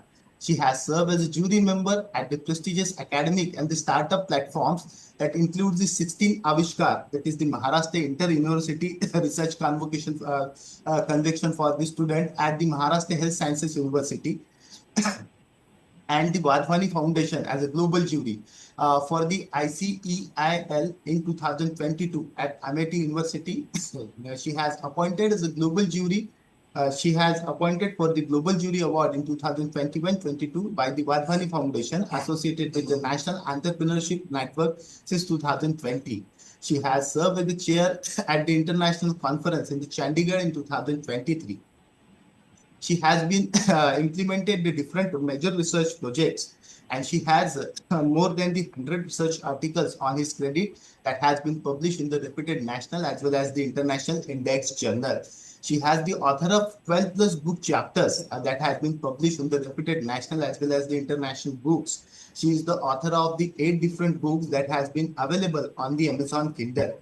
She is active reviewer for the business research methods by the Srivastava and Ragotata. She has presented more than the 20, more than 30 research articles in the national, international conferences and the seminars. She has visited the different abroad countries that includes the Republic of Mauritius as an international workshop on the role of women in the science, technology, and innovation in the global south during the 25 in the Mauritius, organized by the NAM and SNT Center of Delhi in the partnership of Ministry of Territorial Education, Science and Research, Republic of Mauritius. She has also visited Moscow as a visiting professor at the Technology Demeriton University as well as the Spain. So friends, this is the brief introduction with regards to Professor Sunita Tanwar madam. Today she will going to talk about this integration of AI in our teaching as well as the research. So let us join me to warmly welcome Professor Sumita ma'am once again at this platform. Ma'am, you are warmly welcome here. And now may I request you to please start with your session. Ma'am, please. Thank you, sir. So shall I? Yes, ma'am, you can please start, ma'am. Yes, ma'am. Okay. First of all, I would like to have an idea about the participants. I'm guessing they are faculty members from all the streams. Yes, right? yes, ma'am. From the across country, from most of the participants are couple of from South and couple of from North India also, couple of from Maharashtra also, and heterogeneous crowd is there, ma'am. All subject, interdisciplinary subject is there. Okay. And language, whatever English, you feel like. English If you will be want, I more. can communicate throughout in the English. If you want, I can go for mix. Okay. And right now you Yes, have gone through ma'am. the first session of this workshop. Basically, it was on research, if I'm not mistaken. Yes. Just to have an idea so that what else I can teach you other than that. कोई बताना चाहेगा अभी आपने क्या पढ़ा था इससे पहले वाले सेशन में? And we have just think about the theoretical part of this Ma'am, AI. How that's it why will you be. should talk in English language. Majority of don't know Hindi. Okay, you want me to speak in English? That's okay. Can you just give Okay, me an English, idea that's what confirmed. people... Mhm. So what you have studied in this session? Theoretical, what? About the research? Yes? Ma'am, Professor Atik sir has delivered a session on how AI from traditional form to generative AI form, how it has transformed. In the process, he has explained so many related concepts. It was largely Okay. theoretical concepts on AI and little bit of demonstration on how we can use AI in research. Like he Okay. has made a mention about Elicit Research Okay. Rabbit and other things. So what I have planned... Okay. So what I have planned is like I'll go through the PowerPoint presentation for some duration of time. And after that, I would like to come to practical hands-on so that you can have an idea how and where things are going to be used. And basically, I would like to focus on the tools and techniques which can be used for both, for teaching as well as for research. And I want this session to be participative. So I want you people to communicate with me as and when you feel like. You can ask a question also in between. There is no need to wait till end point of time. I want each one of you to be here so that we can give our 100%, right? So I just want to have an idea from you people, what you know about AI, what AI is all about. What is your understanding of AI for teaching purpose? Or in other words, I can say how you are using this artificial intelligence, through which tool and for what form or work. Yes, Avinash ji. Ma'am, I use largely for teaching purpose. Even though I have some research output, but so far I'm hesitant to use AI for research because recently so many papers has been taken out from Scopus and other databases.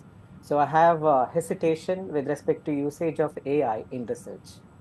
Otherwise, I have used So, for teaching.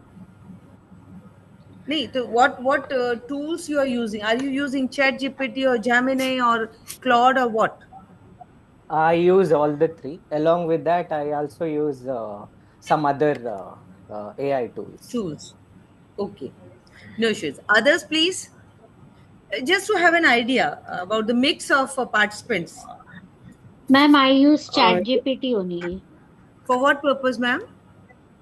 For the purpose of getting me an idea how thorough I can go with the students and what type of syllabus can be friendly with the students. Being an autonomous institution, we have to frame the syllabus. So I Mm-hmm. can give him the prompt that which will be the ideal syllabus for this level of students, and I take an idea from that.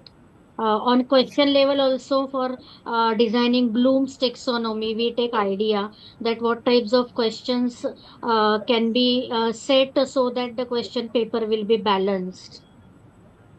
I got something like somebody is writing using Google and Notebook LM and all. And I'm sure whatever the use I'm going to discuss in the class are quite different from what you have studied till this point of time. Or your way of looking at the things will change, right? So, without taking much of your time. I just want to ask you people, is there is a difference between a Google search engine and that of ChatGPT? Which one is better? ChatGPT is better than Google. Anybody else? Yes, ma'am, of course, there is a difference. I am Dr. Nitika from IMS Ghaziabad. Yes, there is, of course, there is a because Difference. ChatGPT particularly answers what we want as per the prompt, and Google give us the detail. So both are useful to us. It depends upon the situation, what kind of things we are asking. Yes, Like yes. if I want to create a quiz, then ChatGPT will be more feasible for me. But if I want to see the research papers, I'm working on particular topic, so I will be definitely preferring Google in that case. Okay. Comparatively good. The thing is, ki none of the tools are better. It is you who has to decide the usage of that tool, and it is usage of that tool which will decide that for this particular use, this tool is the best. As far as we know, Google is just a search engine. So if you ask something, Google will give you all the references related to that. It is you who has to choose things out of that. Whereas in case of a chat GPT, it is a customized platform which provide a solution to you, customized solution, whatever is you are looking for. For example, if you're looking for a course structure for MBA, if you search the same in Google search engine, it will open up the course structure of different universities in front of you. Whereas in case of a chat GPT, if you ask it design a course syllabus for MBA student, it will design and give that output to you, comparing all the syllabus which are available on the net. It will just design the customized thing and serve it to you, right? So, as far as I understand, most of you people are using ChatGPT, but I just want to know the maximum use of ChatGPT that you people are doing for your teaching learning purpose. Can I guess you are sitting in front of your computer or laptops? Yes? Yes, ma'am. Okay. So, you might be having your CV also along with you. Yes. So, what you do with the CV and the ChatGPT? Are you using it for any purpose? See, I'm a person from HR and teaching entrepreneurship and AI also, but I just want to know what are the different usages that you take out of ChatGPT?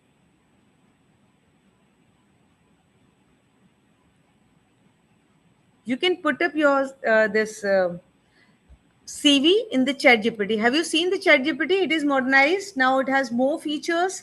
It is improving day by day. There is ChatGPT workspace as well. So if you put up your CV in the ChatGPT and ask it that I would like to apply for the CAS promotion, career advancement promotion. Okay, as per the UGC guidelines to 2018.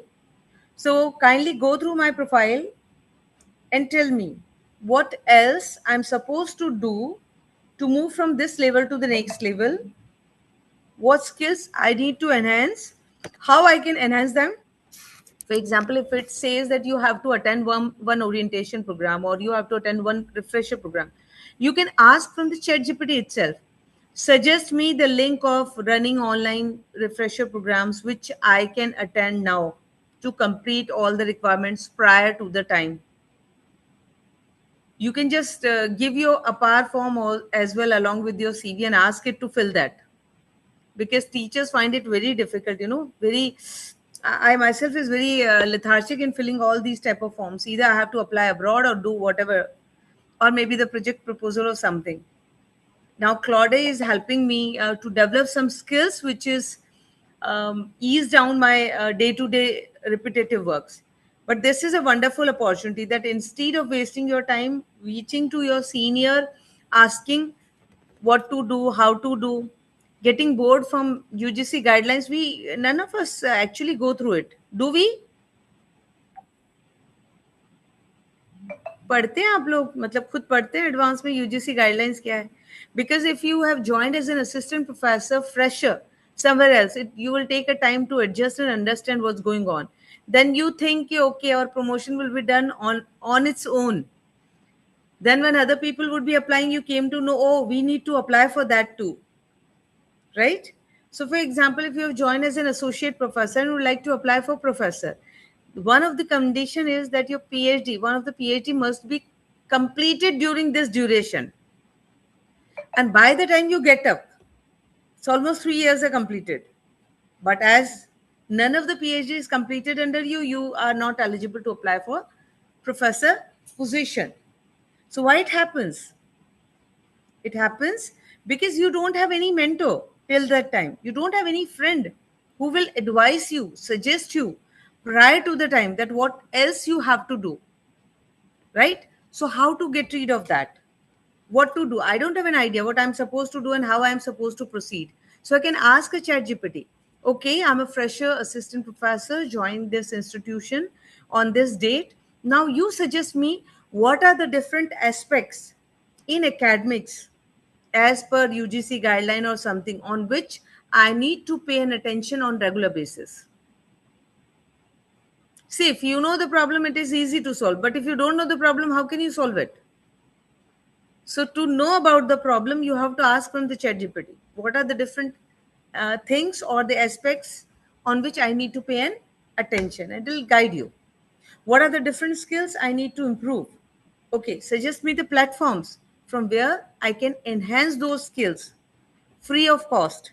Let us suggest the links also. I hope you people are known about different teaching learning platforms. Just say yes, no. If yes, then what are those platforms? See, what I Yes, observed is MOOC most is of the also people there. are using ChatGPT as another search engine. So just to avoid that, I would like to have converse with you and would like to go in depth of that. कि हम इसको और कैसे use कर सकते हैं? Yes, sir. Yes, MOOC is there, ma'am. Yeah.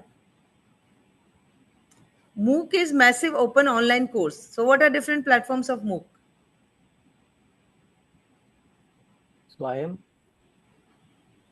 Pardon? Swayam. Swayam, NPTEL. And yeah. What else? Udemy, LinkedIn, Facebook. Coursera. They also have their own courses.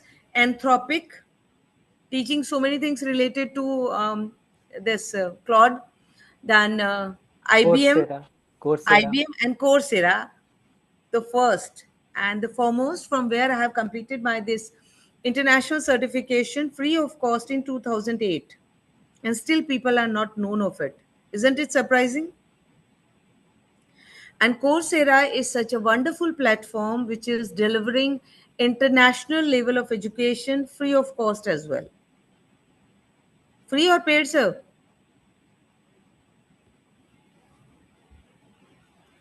Free, ma'am. It has all mix, sir, to your surprise. If you're not looking for a mark sheet, would like to go through the course only, audit course is free. Other things are paid. So if you're looking for a free course, just search free courses. It'll give it to you. Okay. So now I'll share my this PPT. You just tell me what you're expecting from this session. Share your expectations. I'll try to deliver accordingly. Yes.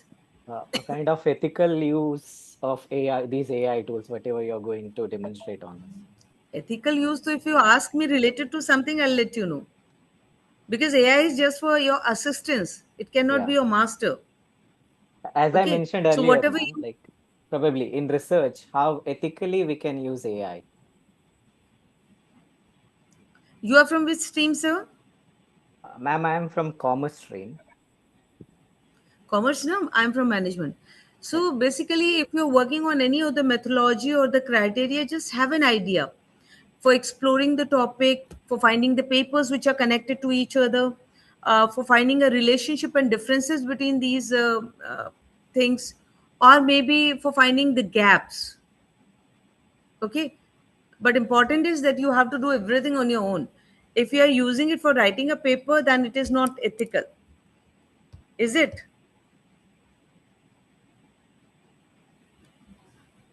Yes, ma'am. Okay. So we'll start with the presentation. If you find any of the problem, kindly communicate to me. And if somehow connection would broke up, wait for another 5 minutes.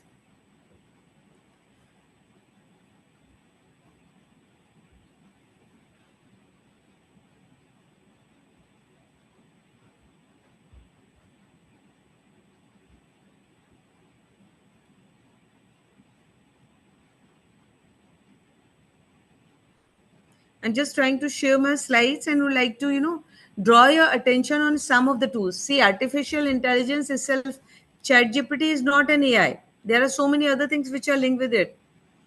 You can use any of the thing, either a ChatGPT, Gemini, Claude, and in comparison, if we see, so Claude is trying to replace the ChatGPT, but they do have their own usage. They are good at one thing and very good at another thing.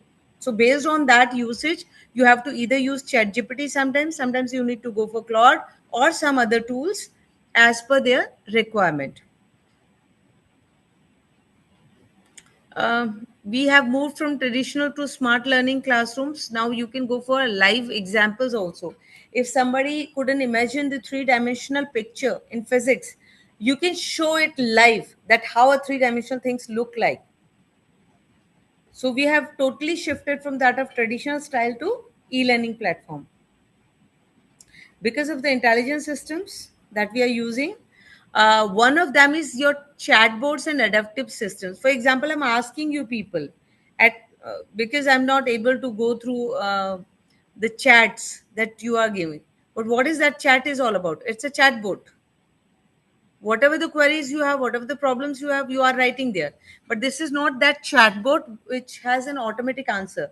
But if you go through the Amazon, this or for any sort of services, there is a chatbot design there. If you ask any question, it replies on its own. The chatbot is an helping assistant which is helping out your work. So you can design your own chatbot for your own subject. For example, if you have designed a course on Google Classroom or a MOOC, deliver it to the student and you want student to respond or participate fully. So you can attach a chatbot with that course. So if student have any queries related to that course, they can just get those answers from the chatbot and you'll not be disturbed. You're not supposed to reply for the same thing time and again to each and every student. Okay, how long is the course? What are the credits? How we'll start? What are the timings? What is minimum requirement, etc.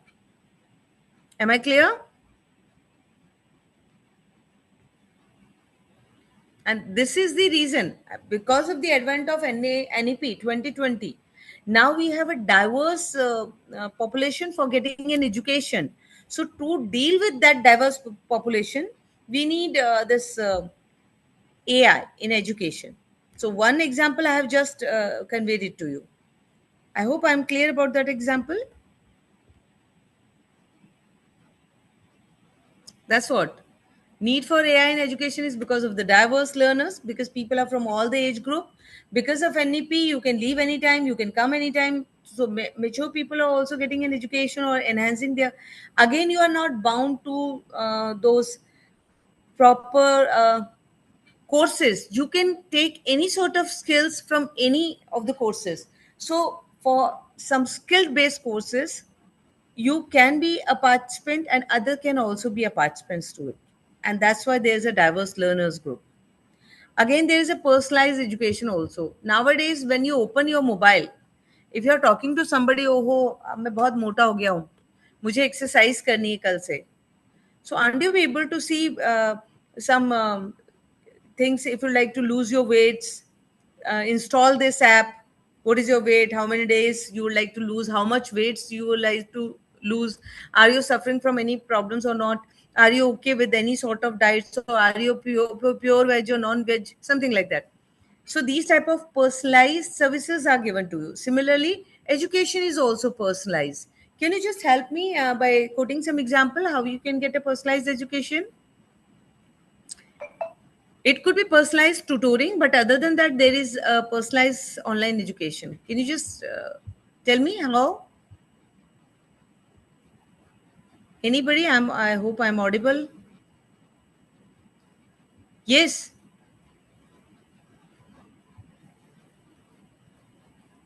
See, on Coursera, when you go through any of the courses, either you can join that courses to finish over time, or there is a self-paced courses also. You can assess those courses at any point of time throughout the day or the night.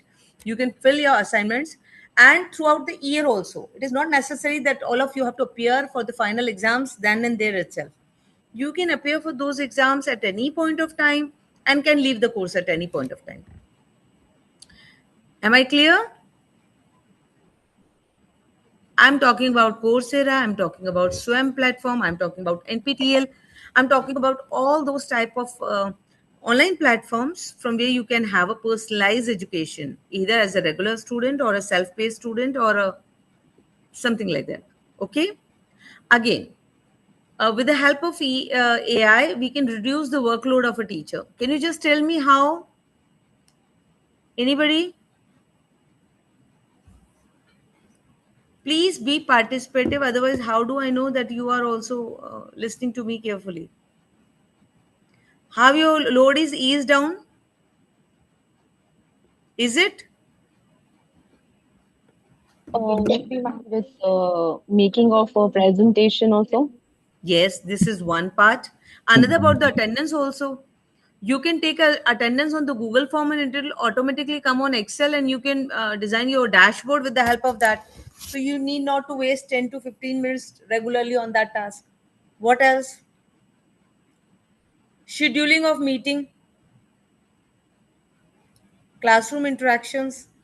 You can ask your students to upload an assignment on your board. So you need not to go and explain each and everyone how you have evaluated. The evaluation criteria is explained. You check the assignment, upload it on that Google Classroom or wherever you have designed that course. By You can mentoring sessions also we can schedule, and we can know about the hobbies and strength and weaknesses of the students and not make the only that, analysis not of only it. that, you can Hmm. design a Google form for that, and with the help of that, you can access that where does the student lie weak, and how, and with the help of AI, you can design a Yeah, personalized. that's what I meant. SWOT Huh. analysis we can make. Yes, you can design a personalized growth and improvement plan for that individual. In fact, for placement cell also, student they come with their CV and all, so we can just go through assessing. We will develop one skill in Claude, put up their CV, check where they stand, how they can enhance, and just design a 30 days plan for each one of them to improve upon skills, or let them know how they can apply to different jobs, something like that. So teacher workload has actually reduced. I can't say exactly, because this is a transforming phase and we are also studying. So we're investing a lot of time in that activity too. Am I right? No?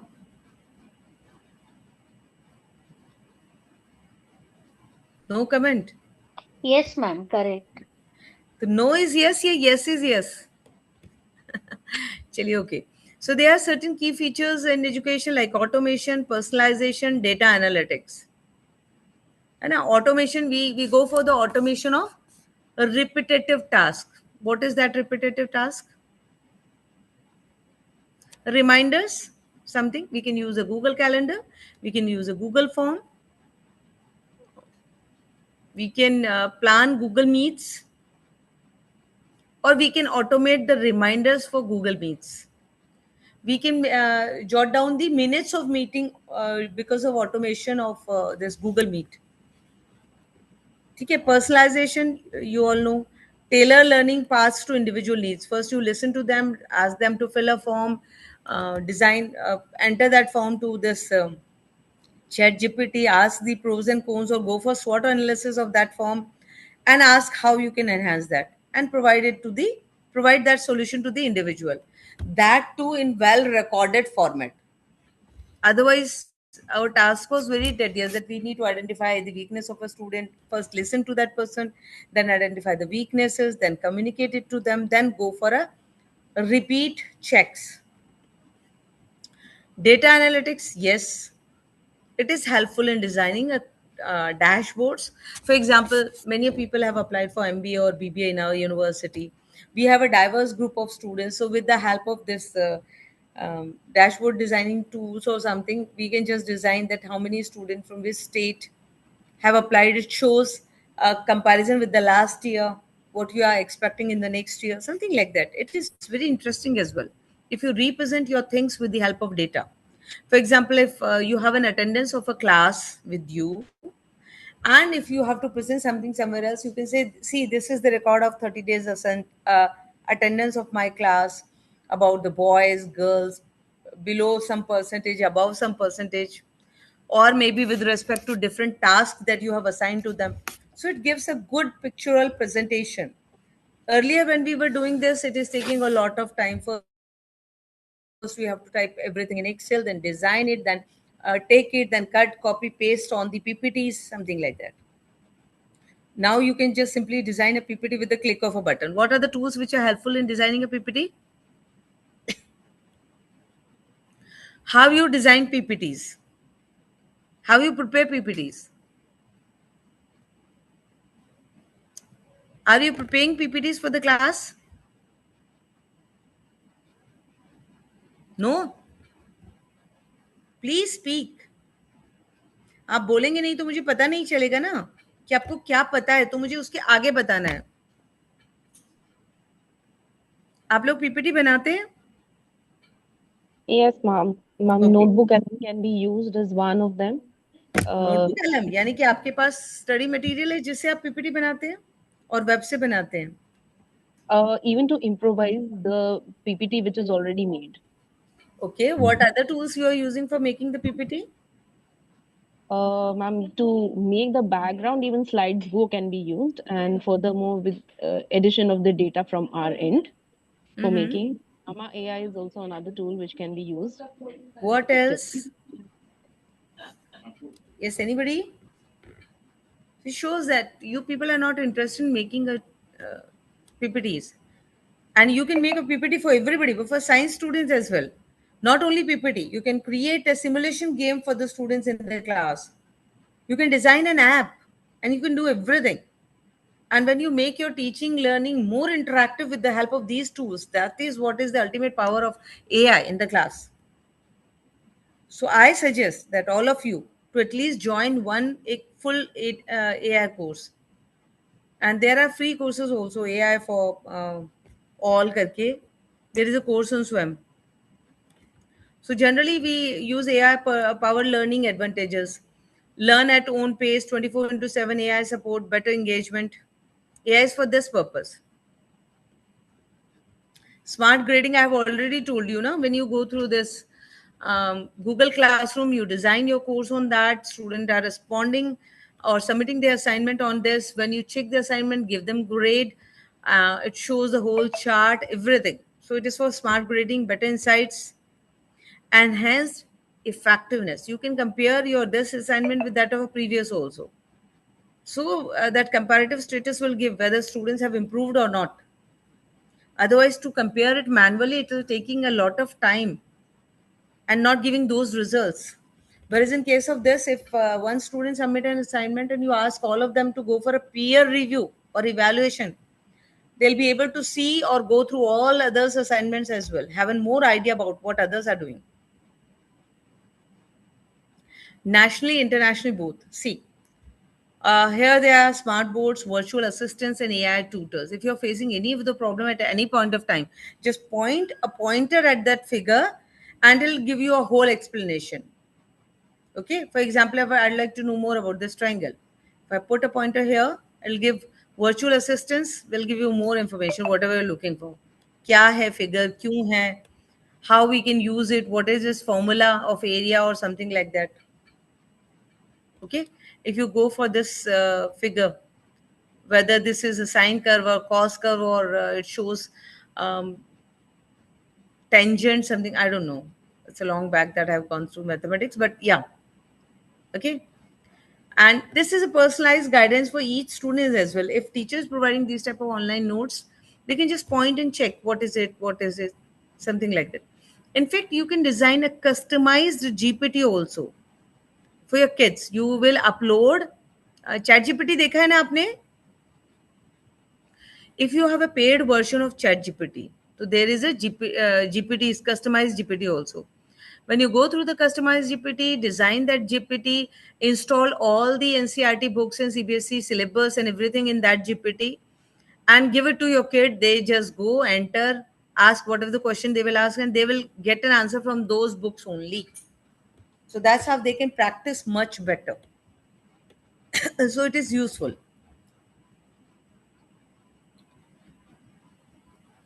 And platforms, we have already talked about adaptive platforms and adjust to each student's need as a self-paced or somebody who will be able to give 3 to 4 hours a day, 5 to 6 hours a day, 3 hours in a week, or self-paced, whatever. Okay. And is helpful for these reasons. Auto grading, plagiarism detection, immediate feedback, everything is accessible. That is must. That's how it is easing down the work of our faculty. AI powered teaching assistants. Some of you have told me that for designing a course, you can design a lesson plans also. I think you have an idea about the lesson plan. That whatever the syllabus is given to you, you just feed your academic calendar to that ChatGPT.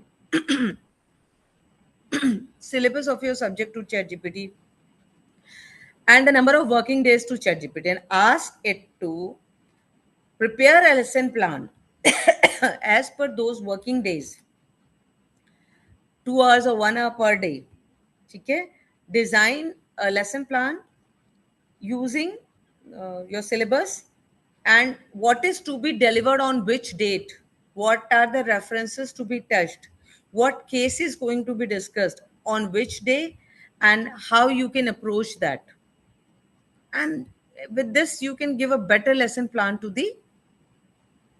See, if you want me to practically do it and show it to you, just ask me. I'll show you something after this. Only if you'll be participative. Are you here? Yes. Say yes or no, please. Yes. Yes, ma'am. So only if you'll be participative, I'll just do whatever you want. I can just Yes, we are design, ready. solve, and show it to you. Okay? Lesson plans. I'll show you one. If I'll show you something, then I have to come out of this. I'll come out of this.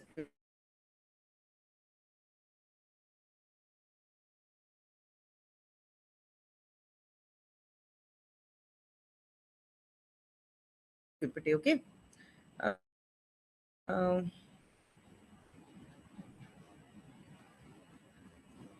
show you the syllabus.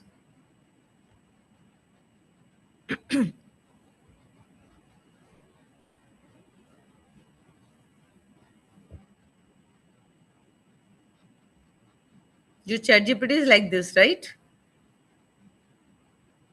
This is for new chat. Mine is looking a bit different.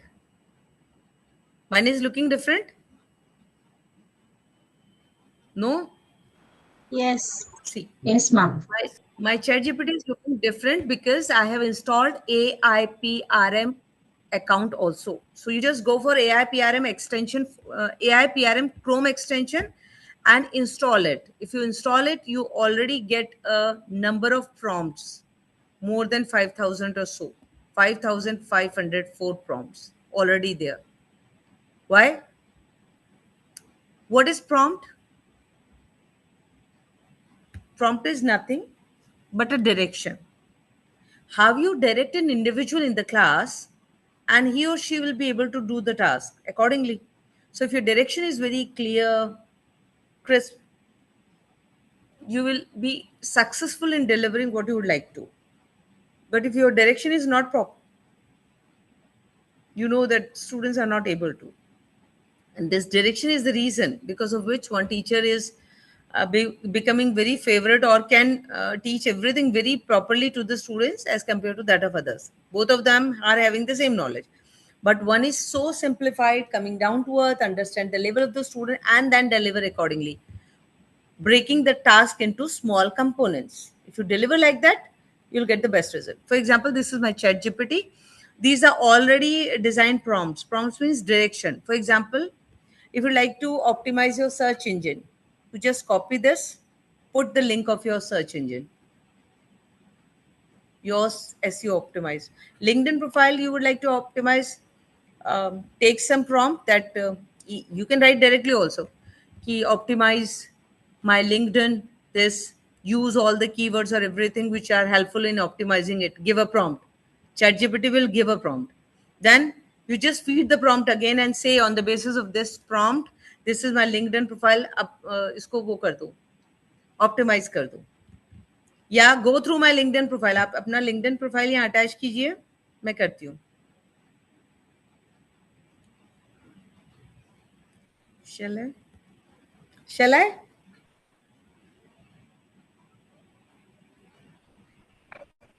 Just a minute, I have to take my LinkedIn ID.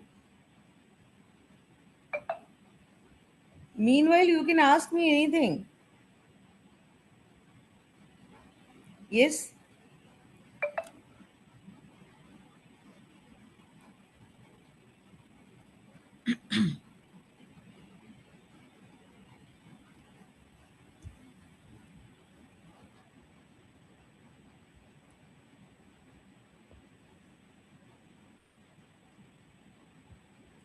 The syllabus I was about to show to you, which I have developed from this ChatGPT, is this one. Whatever the prompt you will give to the ChatGPT, it will prepare things accordingly.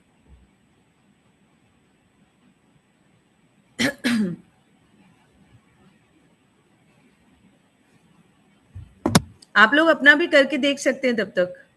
Put up your LinkedIn profile. Ask the GPT to tell you how is it, where you stand, how you can improve it.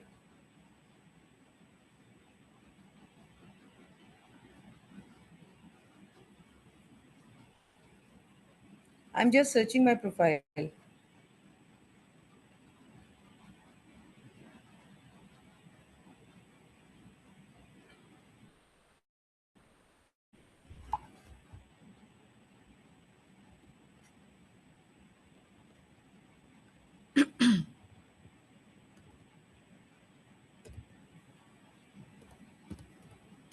Please ask something in between. Or we can have a talk also. This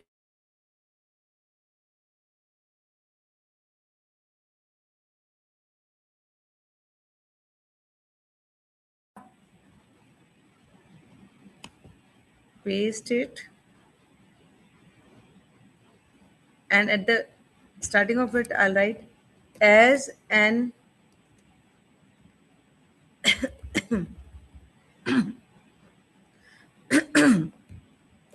act as a, oh, it is coming on this side, act as a expert in search engine optimization and go through my LinkedIn profile. Go through, instead of go through, we can write go through my LinkedIn profile and analyze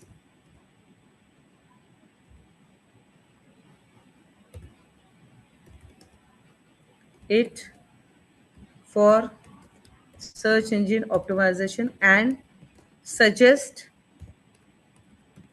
corrective measures,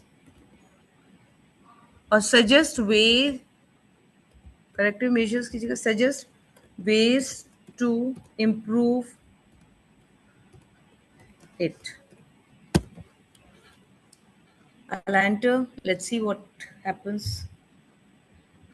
See, ChatGPT is something, if you talk to it, if you talk a lot, it will give you better things.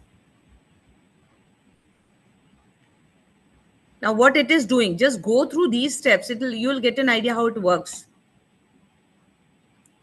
It says to provide a professional SEO audit, please use one of these options. Export your LinkedIn profile as a PDF. Okay. To provide a professional search engine optimization audit, please use one of them. Copy and paste the following. Okay, first I have to take out my LinkedIn profile in PDF format, paste following headline about experience, education, and all. Okay, because we need to fill all those things.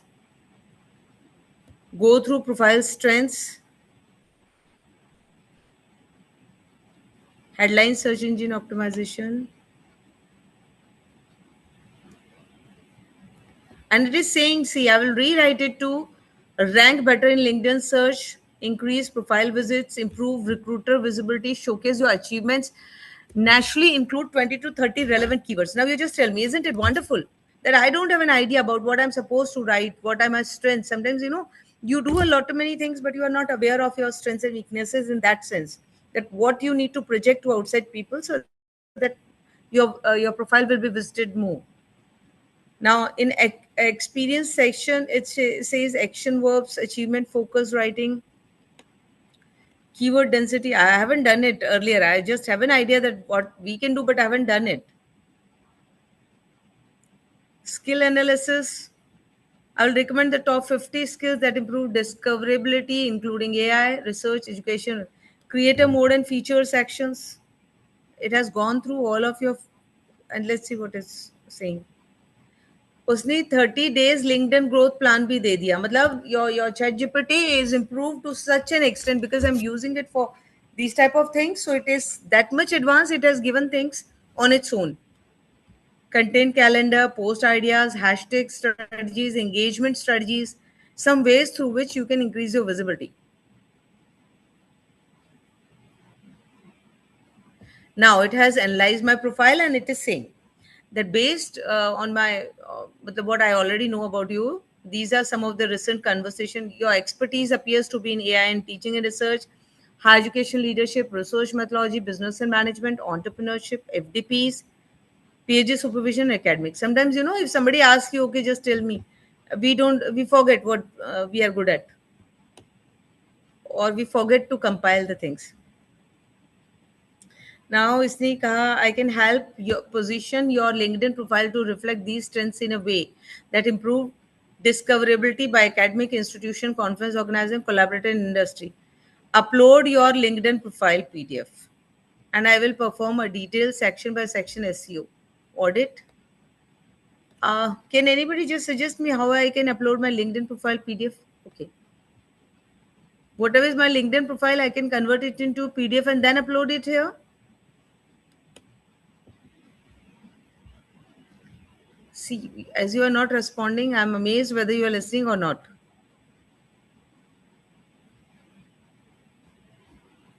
Please say yes or no. Yes, ma'am. Yes. So, isn't it amazing that you can enhance your LinkedIn profile on your own with the help of this?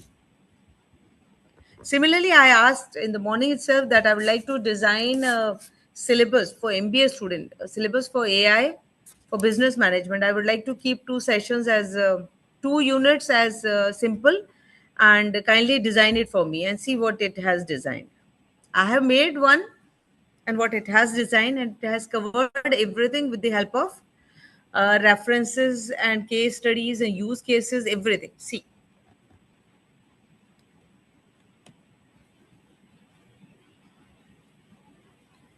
It has done mapping and everything.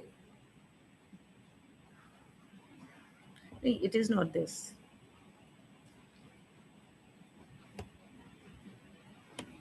No.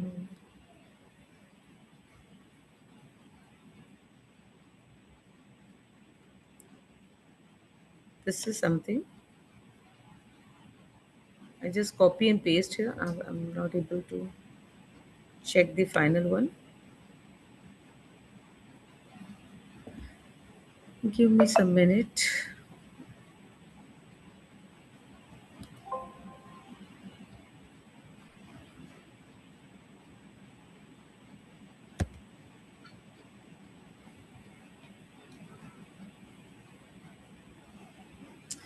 Oh.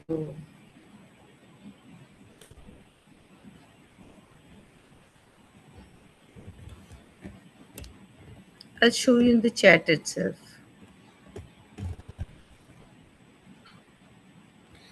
This is this AI for business management. Okay, 2 credit, you can change it to 4 credit, whatever you feel like. Now it has designed the aim for that course or objective of the course, then course learning outcomes as well, because NEP is looking for a course learning outcome. So if I say as per NEP, it has done it accordingly. Now unit 1, I said I'm introducing this course for the first time for MBA first year student. So it has taken the basics, meaning and evolution of AI, machine, difference between AI, GI and machine learning, everyday use, applications in business and this, and opportunities and challenges. And now see, wonderful part is your practical activities, what we are supposed to do using ChatGPT, Gemini and Copilot to let them know that these are this, writing effective prompts, that is the first step, and how to communicate with AI. Second unit is about the AI tools. These are different tools: ChatGPT, Google, Gemini, Microsoft Copilot, and Perplexity, or whatever the tools you would like to say, and how you proceed, how to go for getting assistance in writing, preparing presentations, summarizing reports, AI for Excel, etc. Practical activities. This is what I said, the important part. It has said in practical, we'll ask students to prepare business report, presentations, meeting minutes, case summaries. Now, third unit is practical. AI application across functional areas. Now, marketing में वो क्या कर सकते हैं? Customer segmentation सिखाना है उनको, market basket analysis, sentiment analysis, digital marketing campaigns कैसे बनाना है, AI content कैसे generate करना है. This is what we are going to teach them in third unit.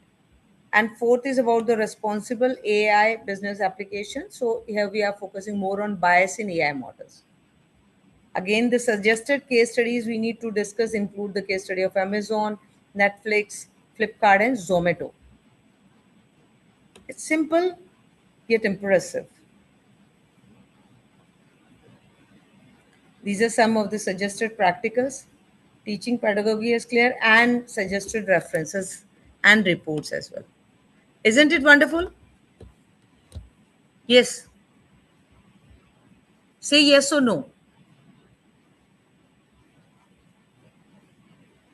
Yes, ma'am. Yes, ma'am. It is Okay. wonderful. We can design a lesson plan also with the help of this. If you want, I can show you. Otherwise, you can do on your own. Kar lenge na? See, when you design a lesson plan, upload the syllabus, upload your academic calendar, upload leave calendar, common leave calendar, Saturdays, Sundays, or give them a working days and just ask based on this syllabus, including some case studies, use cases, practical, and some mentoring classes, design it in the manner so that I can take. And along with each unit or section, click the attach the references as well, that from where they can study what. So this is one thing. Second, ChatGPT, I've shown you. I will enhance my LinkedIn profile with that. Okay, so I've told you why my ChatGPT is looking different, because I have got this much number of prompts because of this AI PRM that you can also download. What are the chats you are doing? If I would like to do it later on, I'll just go through the old chat and continue in progression. If I have to start something new, I have to go for this. Achha, now, how you can prepare a PPT? Some of you have said notebook, Alan. Some of you have said what? Canva. Yes. Yes. Canva AI. Canva.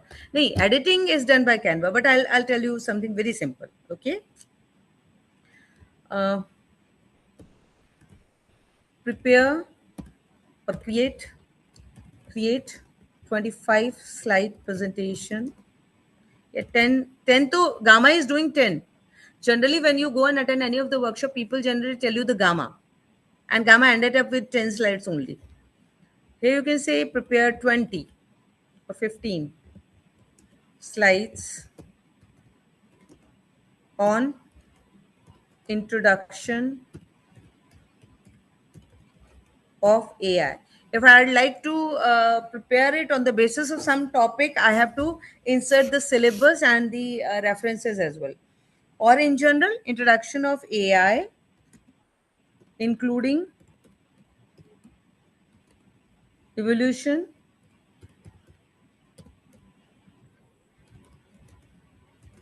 different phases, difference between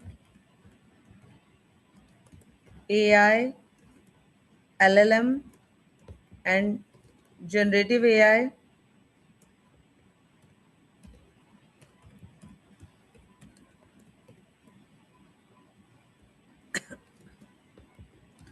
and use cases of AI in daily life.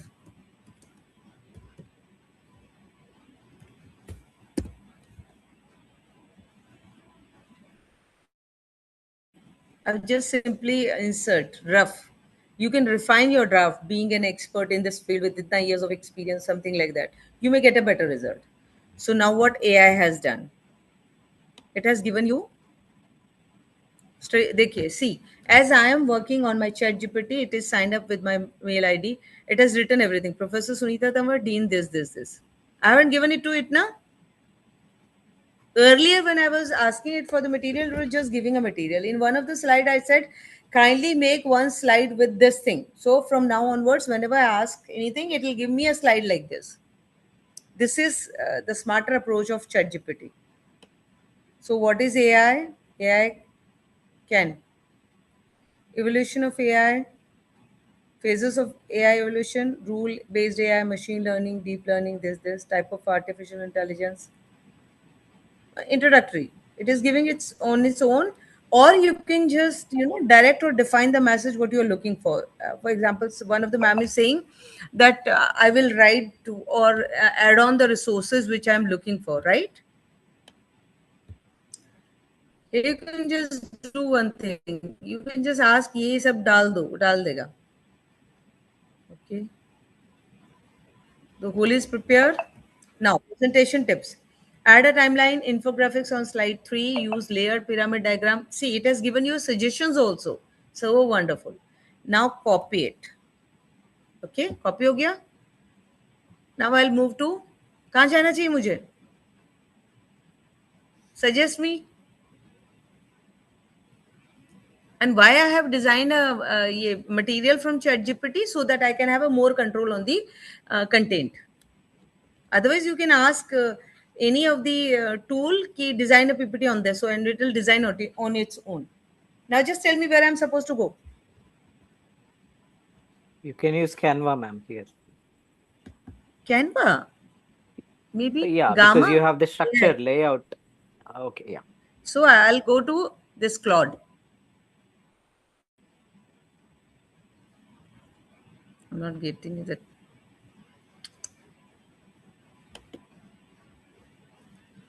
Okay. I need to copy it like that.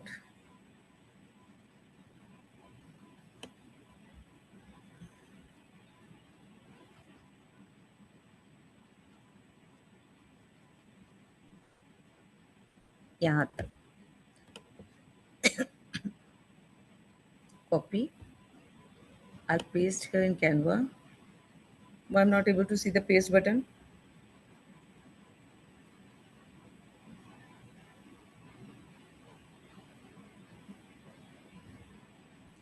Here is an AI PRM for ChatGPT as well. Custom.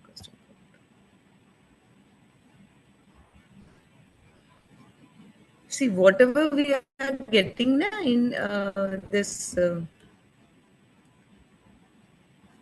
don't know why it is not doing this.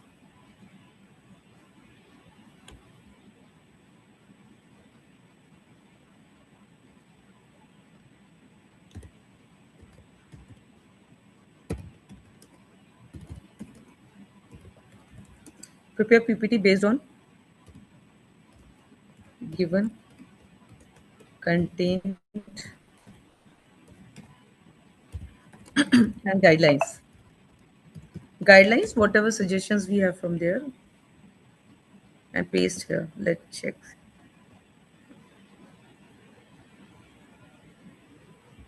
Paste क्यों नहीं कर पा रहे हैं? Control. I have pasted it with the help of Control V. Let's check.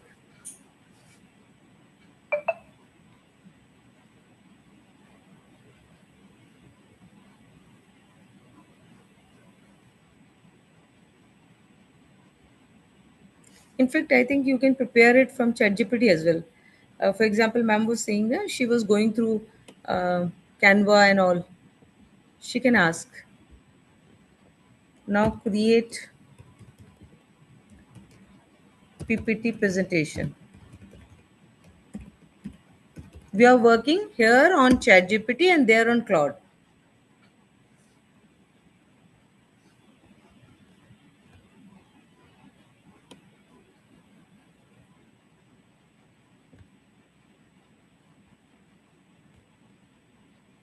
See, if you don't like this study material, you can ask it that I'm not happy with your presentation, give me something else. Yeah, नहीं बना रहा है. Otherwise, fully editable PowerPoint. Thank you. Slide. This will produce a polished presentation. I think I've missed something. Sand. For example, sand. Presentation creative 15 introduction to this, include a modern view, this. Okay, layout. Okay. Let's see.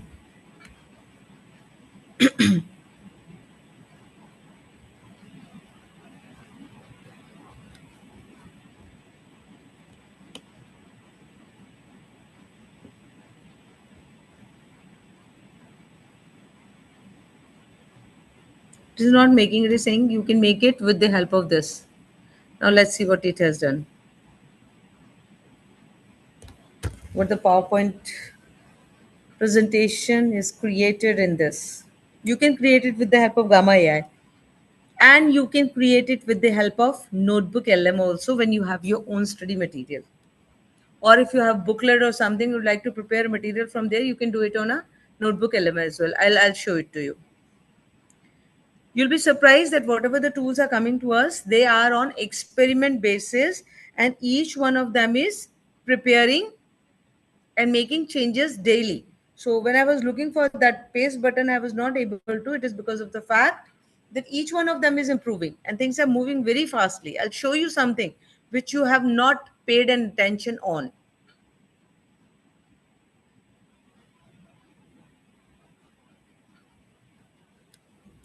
It is preparing a 16 slide presentation. Meanwhile, I'll go to another window. Okay.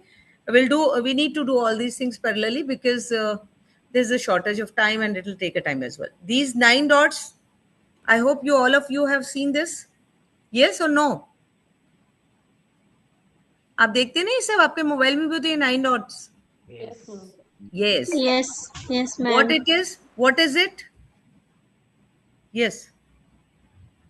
You will get to see various Google apps. Google Okay. Apps. How many Google apps are there, sir? I have not explored much, ma'am. It will have plenty of apps. This is strange because we are using so many things out of it. Now see here. Earlier there were 9, right? Now Gemini is introduced Now here. it's 12, I think. Everything is Gemini. Now Notebook LM becomes the Gemini notebook. Now see, you have slides. I'll show you something very interesting. You have this width also. Your sheets become, for example, if I'll go through slides, you might be knowing some tools for PowerPoint presentation, PPTs and all, but I'm showing you something different.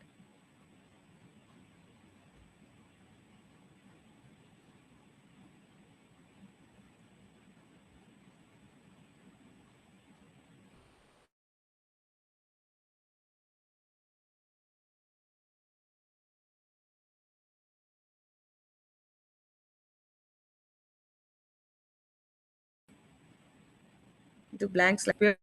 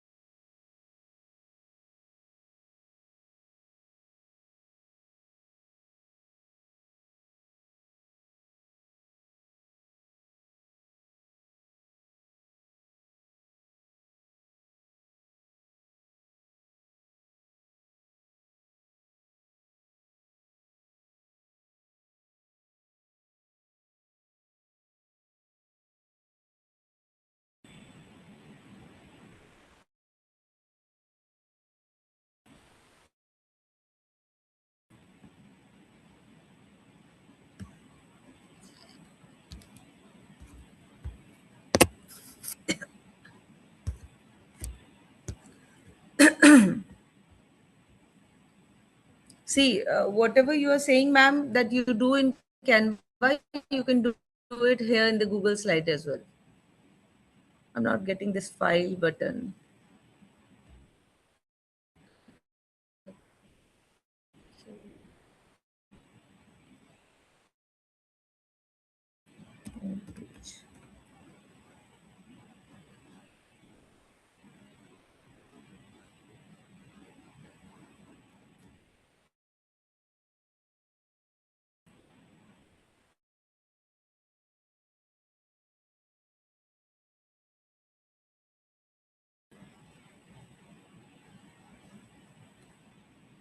हम यहाँ से नहीं लेते हैं, लेकिन लेंगे ये.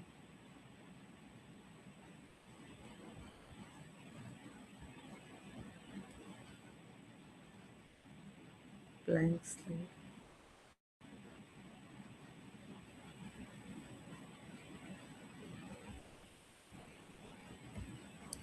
Many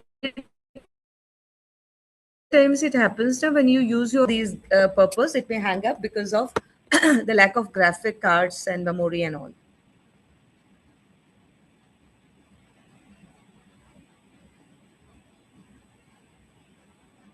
Okay.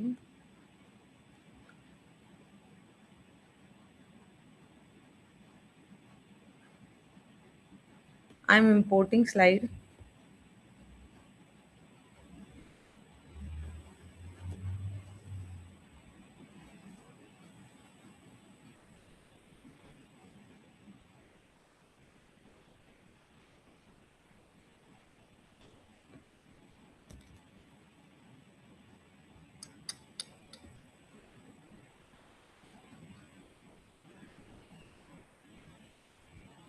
No. Something.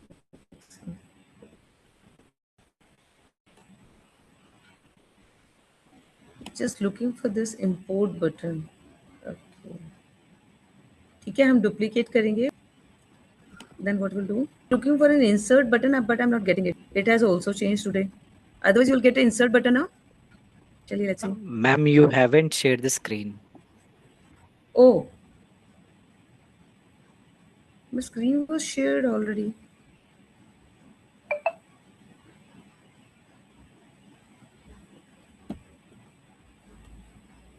Just a minute.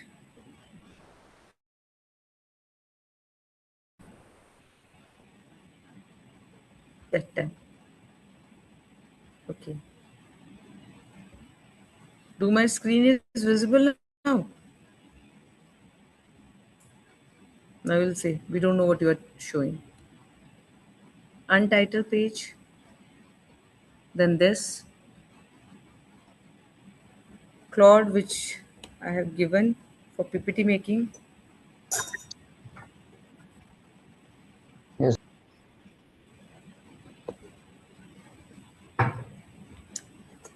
So maybe sometimes, when we leg the tokens, it will not show the result.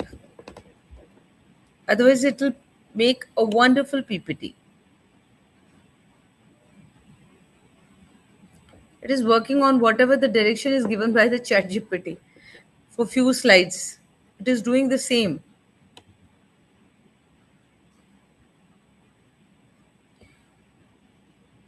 Or sometimes, if you're putting it in a Claude, after taking from ChatGPT, you have to write, prepare a content for preparing a PPT from Claude in MD files.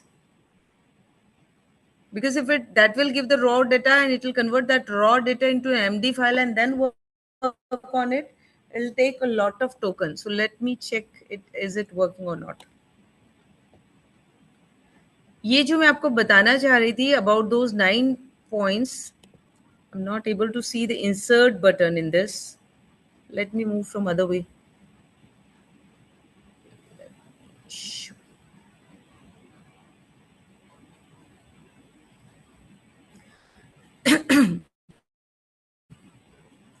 हम यहाँ जाते हैं.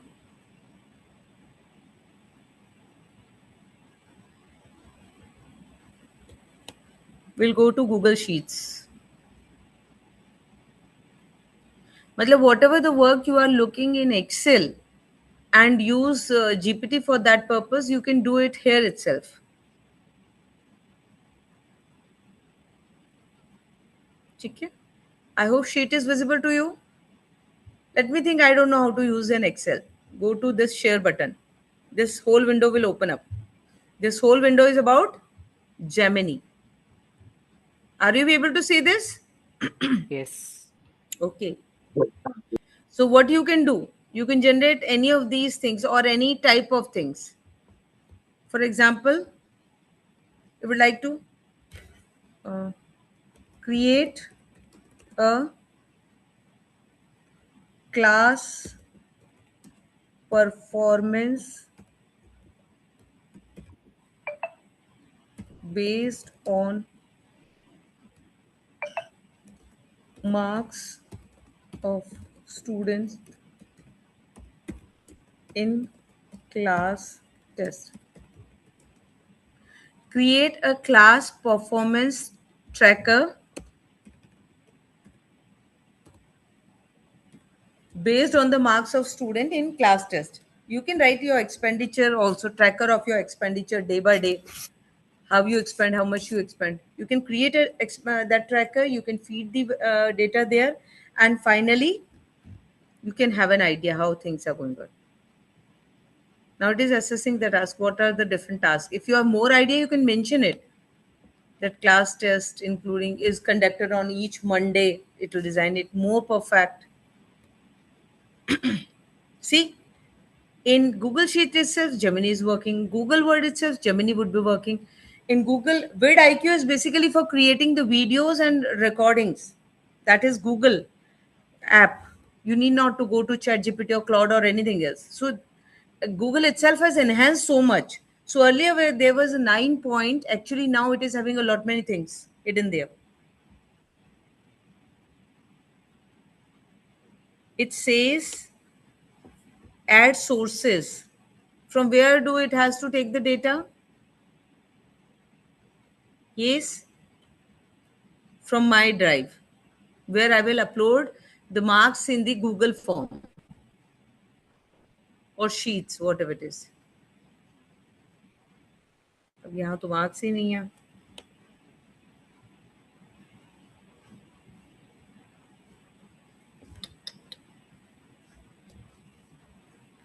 But it is saying if you have somewhere else some data and you like to feed that data, in that case you add sources, Google Drive or whatever, and it will give you the layout in this form: initialize layout and theme, build summary scorecard, structured data table and formulas. You said okay, approve.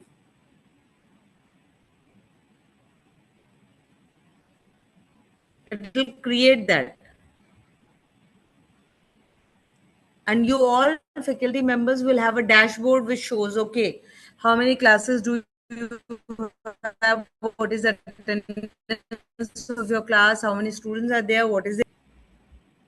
It speaks more about your performance. It is saying working on it. Feel free to check back in a few minutes. Meanwhile, let's see how Claudia is working. Oh, wow. Wonderful. Is it visible? Say yes or no. Yes. Yes, ma'am. Yes. Download Yes. it. Download it. Then I'll show you the slides and you'll say, oh, wow. So now no more efforts. And as you have downloaded it, you can import it to Canva also, you can import it to anywhere else, and you can update it also. This is the PPT. You can go through my PPT also later on, because the questions will be asked from there only. See, AI, evolution phases AI, whatever I have mentioned, this is the PPT.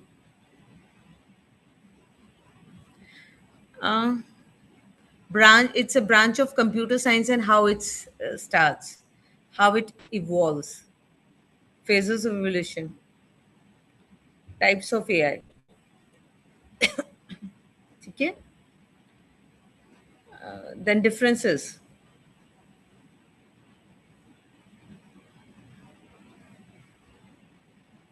If you ask somebody to prepare this sort of slide, it will take 1, 2, 3 years. Yes or no?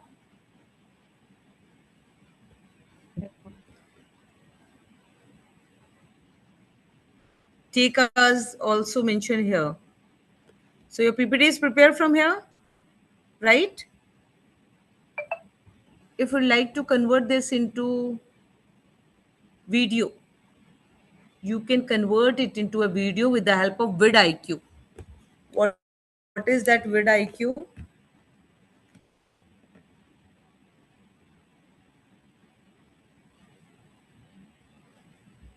Let me show you.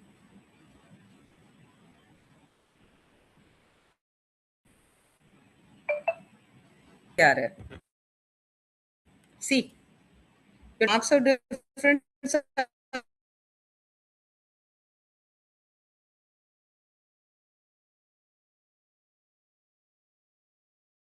subjects, 3 subjects it has included, you can take more.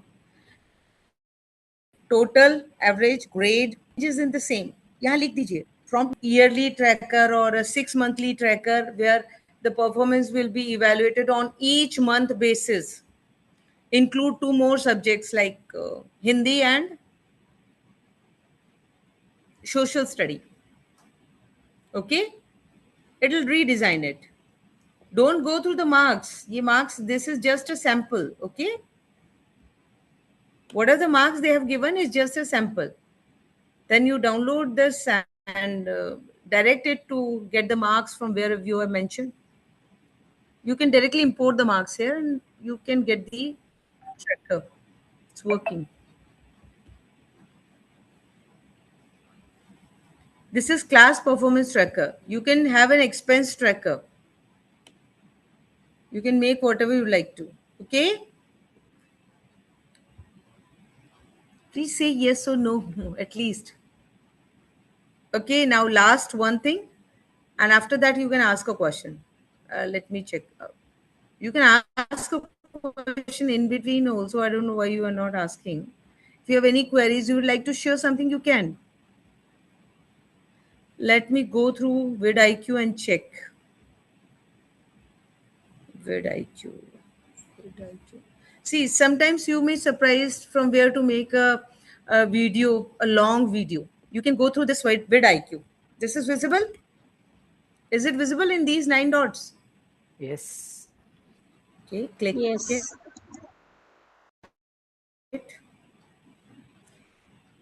Upload that PPT into this and convert it into a video. You'll get a complete video that you can upload on your YouTube channel. You can give it to your students also. No.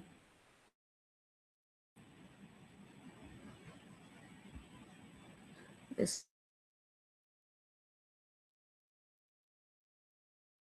is with portrait. Now see, AI edit videos, personal avatar, AI avatar, convert slides. Convert slides.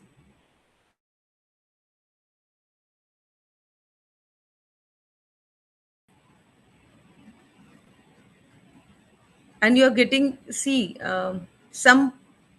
this is convert slides into video.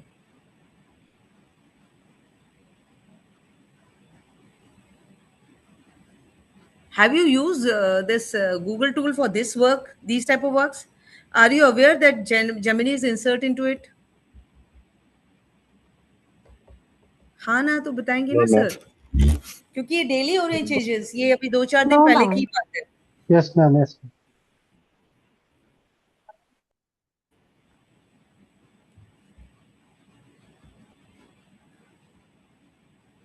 चलो मैं छोटा presentation करती हूँ.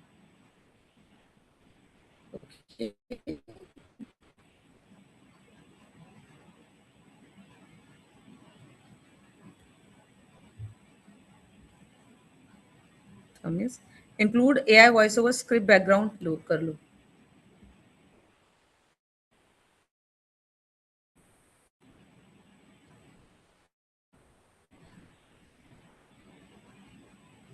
Actually, so much of activities I used to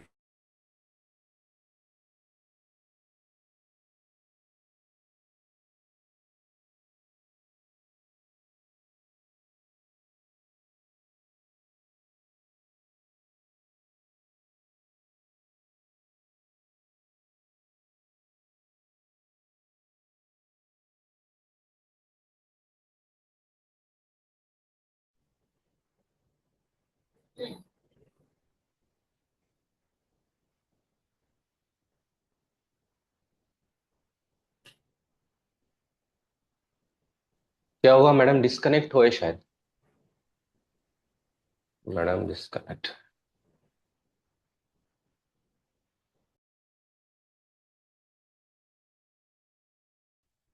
Yes.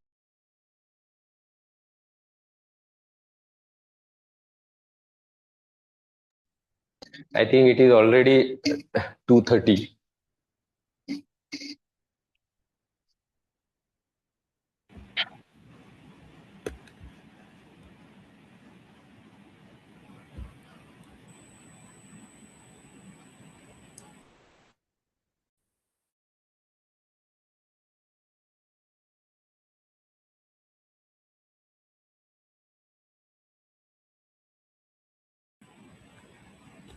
now maybe it will select.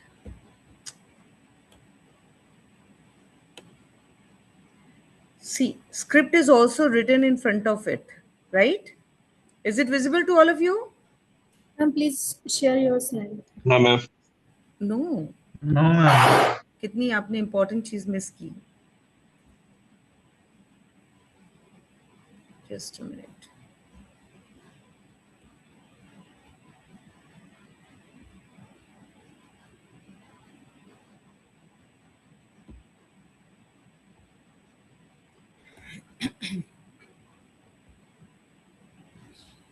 Okay.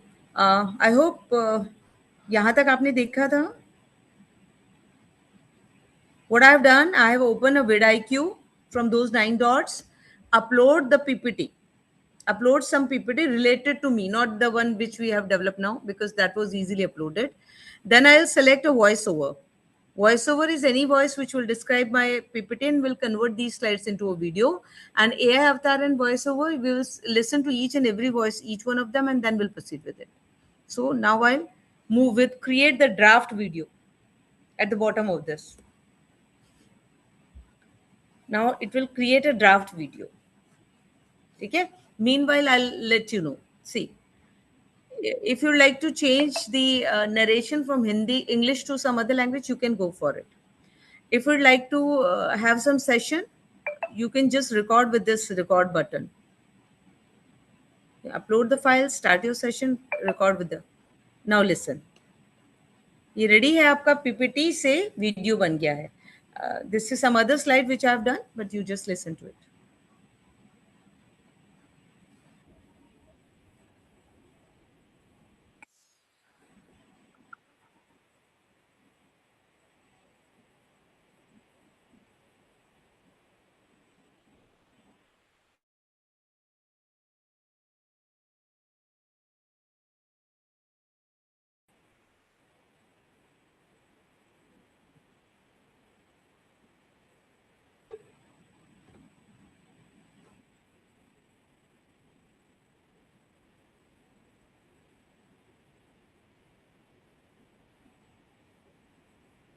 Not audible, ma'am. Not audible. Yes, ma'am, not audible. Okay, no issues. I hope you're clear how we can make it,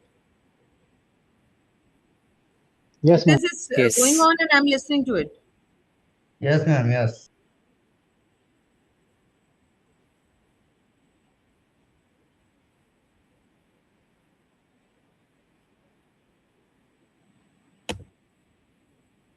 Now audible?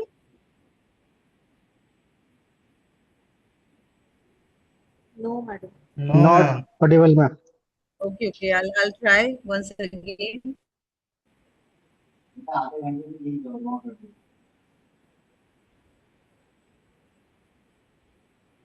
Okay, see, I'm helpless. I don't know how I can let you listen to it, but it is audible to me.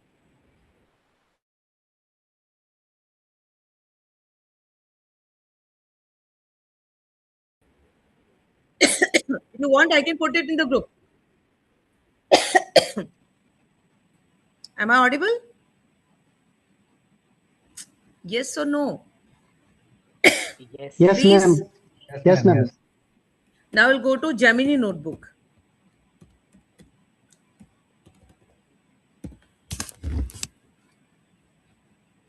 Notebook LM.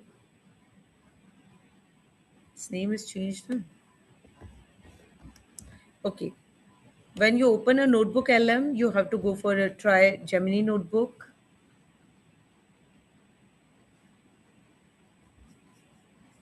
Maybe some of you are aware of this thing, that how you can use Notebook LM for any type of work. So we go for create new notebook. Now, can you just tell me Notebook LM is used for what different purposes? See, if you have, you can, add 50 research paper at a time here. 50 research paper that you have selected by going through each and every research paper or using the connected papers or whatever the means you have done. Okay. When you upload it here, upload those research papers using files. I will upload just this PPT which I have prepared right now. Okay. And not PPT. I'll add on something else. Not PPT. Cancel. I'll go to new notebook. Because you can upload those 50 PPTs, research papers, or maybe video, PDF, everything, a maximum 50 to this notebook LM. Ask for a gap in research, ask for a comparative study, ask to prepare a review chart, that from where does it starts, who is the basic author, how paper proceeds. And that's how it is going to be very helpful to you in research. I'm showing you something else. For example, if I like to prepare something regarding, tell me any topic, role of AI in tourism, entrepreneurship, or tourism only. Okay, is it visible? Role of Don't AI. write AI तो लिखा AI, madam. हाँ वही AI तो लिखा ही नहीं. Role of AI in tourism. ठीक है. I don't have any book. If I have any book and would like to prepare a PPT, I will upload that book only and ask it to prepare a PPT. Slide deck को click करूंगी, PPT prepare होगा. यहाँ पे video click करूंगी, कुछ और होगा, वगैरह वगैरह. लेकिन as I don't have resources, I said go through web search. Web search करने को मैंने इनको कहा. Okay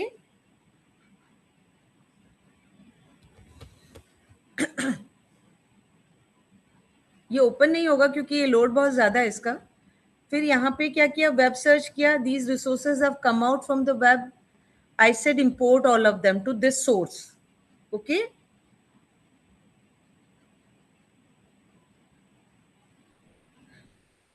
I can do one thing. Either I go through each and every resource, I'll open it and check it. Okay, what is there, what is there, what is there. And if I said no, go through all the resources and then prepare a PPT, a combined PPT on particular topic. Like I said prepare a PPT on this topic. It'll prepare a PPT. It'll prepare an audio also directly based on that PPT, right? Video also.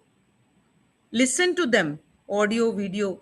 It will create a mind map of the chapter. If you upload one of the CBSE book chapter here or any of your book chapter, it'll prepare a mind map also. It'll prepare a report. For example, government report, you upload the government report and ask it to prepare a summary of the report or something like that. It'll prepare it. Okay? So AI innovation in smart tourism and hospitality. Okay, it has given me some topics. How do AI algorithm create hyper-personalized travel experience? What are the major ethical and privacy concerns in smart tourism? For example, I would like to prepare a PPT on this. I just choose this. Achha. Would you like to prepare a PPT from all these sources or from select this only? If you want from this only, okay? Then what I can do? See, just write. They said just one source. Yes, one source. I'll click this to prepare a PPT. I'll click this to prepare an audio. This for video. Video कैसा चाहिए? Cinematic, explainer, short. Generate. Video generate होगा. Mind map I have already clicked. Reports.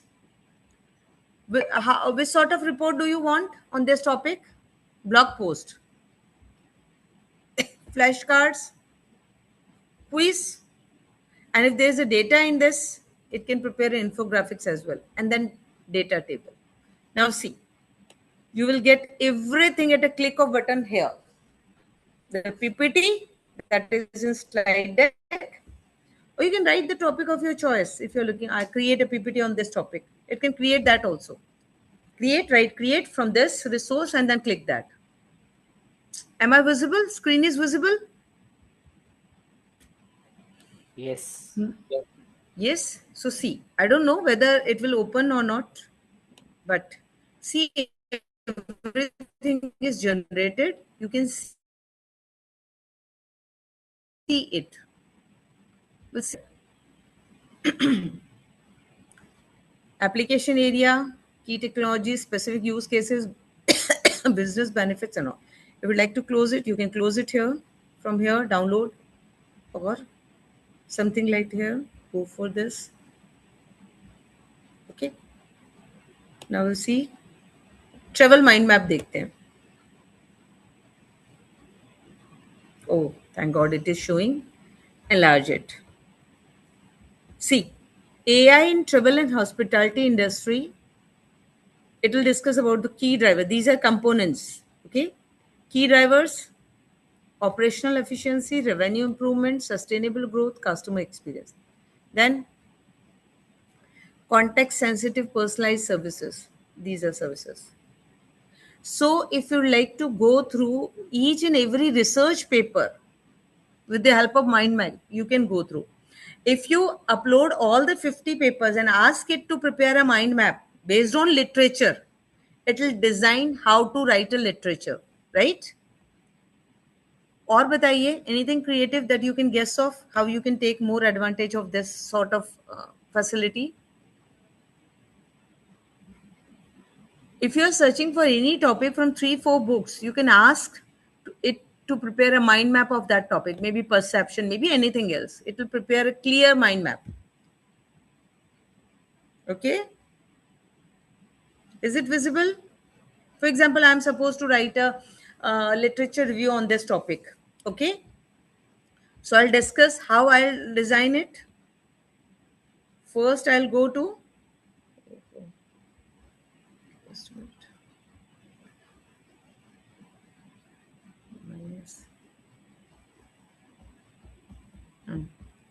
First, I'll speak about this in the introduction. Then I talk about these dimensions. Within the dimension, I'll talk about papers related to these subtitles. Am I clear? This is how you proceed now. आप लोग बोल नहीं रहे हैं तो मुझे पता नहीं चल रहा है. Yes. ठीक है, आपकी मर्जी. क्रिएटिव यूज आप अकेले में कीजिए. Questionnaire it has prepared, flashcard it has prepared, you can see.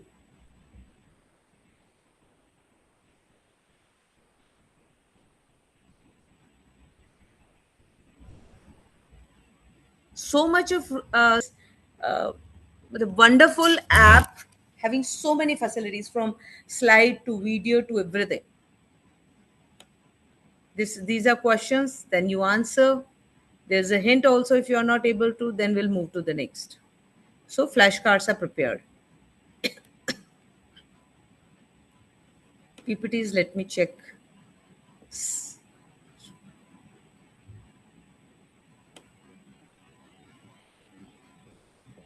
Cognitive terminals. ये blog post भी इसने लिख दिया है. So if you'd like to write a blog post on any of the topic, it has given to you. Okay. So this is all.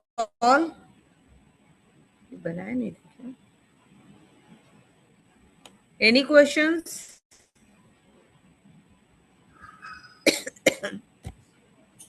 Yes, to the organizer. Yes, participants, is there any questions?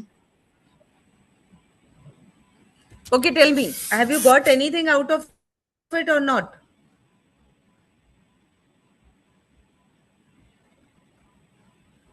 So your participants are very shy. They are not speaking. Participant, how much of you are with us? Because we are just opening, seeing the cameras or videos are there, but you are not interacting or answering the questions. So what are the reasons behind that? We don't know about that. But I think the session must be in the dialogue mode, and there should be some kind of interaction, I think. See, as it in online session, interaction is very much important. And if you ask or you add on something, it shows that, okay, you are also listening to me.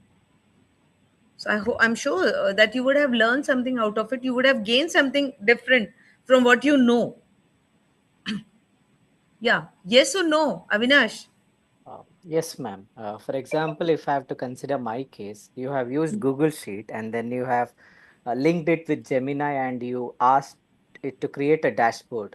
So that was new to me. I have not used so far. So thank you This for that. feature has come a week back only. Okay, ma'am. Otherwise, we use Power BI to create some dashboard. Yes. Yeah. Tableau and Power BI. So what about this vidIQ? Yeah, that is also new. I have not seen it before. Okay. About the research with Notebook LM? It's a wonderful tool. Actually, people are not using it. We think only research tools like Connected Paper, Research Rabbit, and these are used for the research purpose. But if you go through the Notebook LM, upload 50 sources at a time and then compare and find a gap, it was more worth. Yes, ma'am.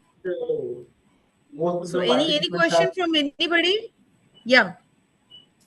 I think, ma'am, most of the participants are very convenient with the perplexity. No, actually, see, perplexity has its own role. When you're going for research, that's okay. And there you can, explore the topic, the research, methodology, or something. You can ask. Whereas in this case, you can find a gap between the paper. That is important. Definitely, ma'am, definitely. And you can talk to paper with the help of anything, size, space, or elicit, or whatever it is. These are big names. You need not to know everything. You must know at least one of them. One of them. For example, in Mendeley and Zotero, it's better if you know either a Zotero or a Mendeley. No, need not to know both the things. Similarly, I told you that you can prepare videos with the help of vidIQ. You can prepare videos with the help of this and maybe Canva or maybe Gemini. There's a Google Flow, a wonderful tool. You can make all sort of videos, a storyboard and everything with the this Google Flow, which I have not shown you. I forget because you are not talking to me. Wait, Yes. ma'am. Then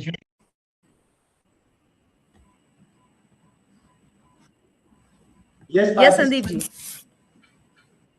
If anyone has any questions or though there is no question, then we can conclude. Anyone can please. Maybe I have replied their questions within the session itself, without being asked. Yeah, yes, ma'am. So shall we conclude? Yes, sir. Yes, sir. Yeah. Shall we conclude, ma'am, if you could permit? Yes, yes, yes. On behalf of Malvi Mission Teacher Training Center, Sant Garge Baba, Amravati University, and all the participants, I extend my sincere thanks to Professor Enver ma'am for such a wonderful session. Rather than session, it was a hands-on of such kind of very important tool that will be very essential in the today's era. Google has launched a couple of tools also in the last week with compared to this chat GTP as well as cloud. And if the participants are so much interested, definitely that will be demonstrated here. And that tools are also very useful in your teaching, learning, as well as research and the creation of knowledge. So, ma'am has demonstrated very nicely and a very simplest way this Google Notebook LM, and that is very much important tool and very available in the very freely. That will be we must use that tool or we must try that tool in our educational purpose. So with this, I once again extend my sincere thanks to Professor Tanwar ma'am for her precious time and thought-provoking session here with the demonstration, and with the kind consent of Professor Sunita ma'am, I would like to declare that today's session will go over here. Thank you, ma'am. Thank you so much. And thank you, participants. Participants are requested to stay back here for 5 minutes. Thank you so much. Okay, thank you, sir. Thank you. Thank you. Okay, so participants, we will stop now here. Today both sessions are over. Okay, and as we are expecting that some kind of interaction must be there, but why the participants are keeping mum, I don't know about that. But okay, now the material based on the today's session as well as the assignment that will be uploaded in the LMS. Okay, you can access the LMS as per your convenience. We have provided a time, but you can access as per your convenience. And there will be one assignment based on the exploration of research gap with this tool, that is Insight as well as this Research Rabbit as well as Notebook LM.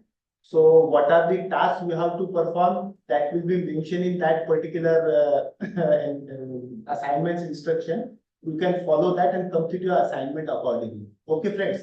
And now I think we should stop here and we will meet tomorrow sharp at 11 a.m. I will share the schedule for tomorrow within couple of time in a WhatsApp group, and schedule is also uploaded in the LMS. So is there any queries or the questions? Having anyone?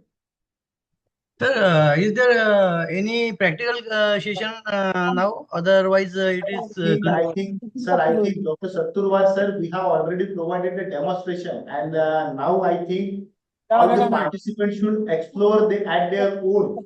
So therefore, we have provided the this assignment that would be completed, expected to completed by the participant. Okay. So right now there will be no session. Yes. You have to complete the assignments based on the particular sessions. Okay. And how many days we have to submit that particular assignment? If you could go the instructions, you will find that, sir. Before Yes, asking 31. Satturvar, sir, I think before asking that question, you should log in first in the LMS. You will get all the details before you can read it first. And if you have any then query, then you can approach to us. Okay, sir. Okay. We can start with the on exploring research gaps. Diva ma'am, your voice is not very much clear. Diva ma'am, your voice is not very much clear. Hello. Hello. So, can you hear me? Yes. Yeah. So we can start with the assignment on exploring research gaps with generative AI tools, right? Yes. Okay. We have provided the instructions. Actually, that will be based on the literature review. You can find that the instruction and you have to follow that particular steps. Okay, ma'am. I think Okay, everyone sir. should first read that Sure, sir. assignment. instructions of whatever may be the instructions of that assignment, and then if we have any queries or the question, you can approach to WhatsApp group. You can put your query. Just we will definitely track with you. Okay, so participant, I think we should stop here and meet tomorrow. Thank you, everyone. And I will request one more thing here to all the participants. Friends, the sessions are interactive, and I think you should be there for the interaction. And rather than monologue, the session must be the dialogue based. Because whenever we are exchanging our ideas or whatever may be the questions, yes, definitely some couple of tools are new for you. But that will be really appreciable and helpful to you also to explore that particular tools. Okay. So since tomorrow, hope so the expectation will be made of the organizers. Thank you, everyone. We will stop now here and meet tomorrow. Thank you. Okay, thank you. Thank you.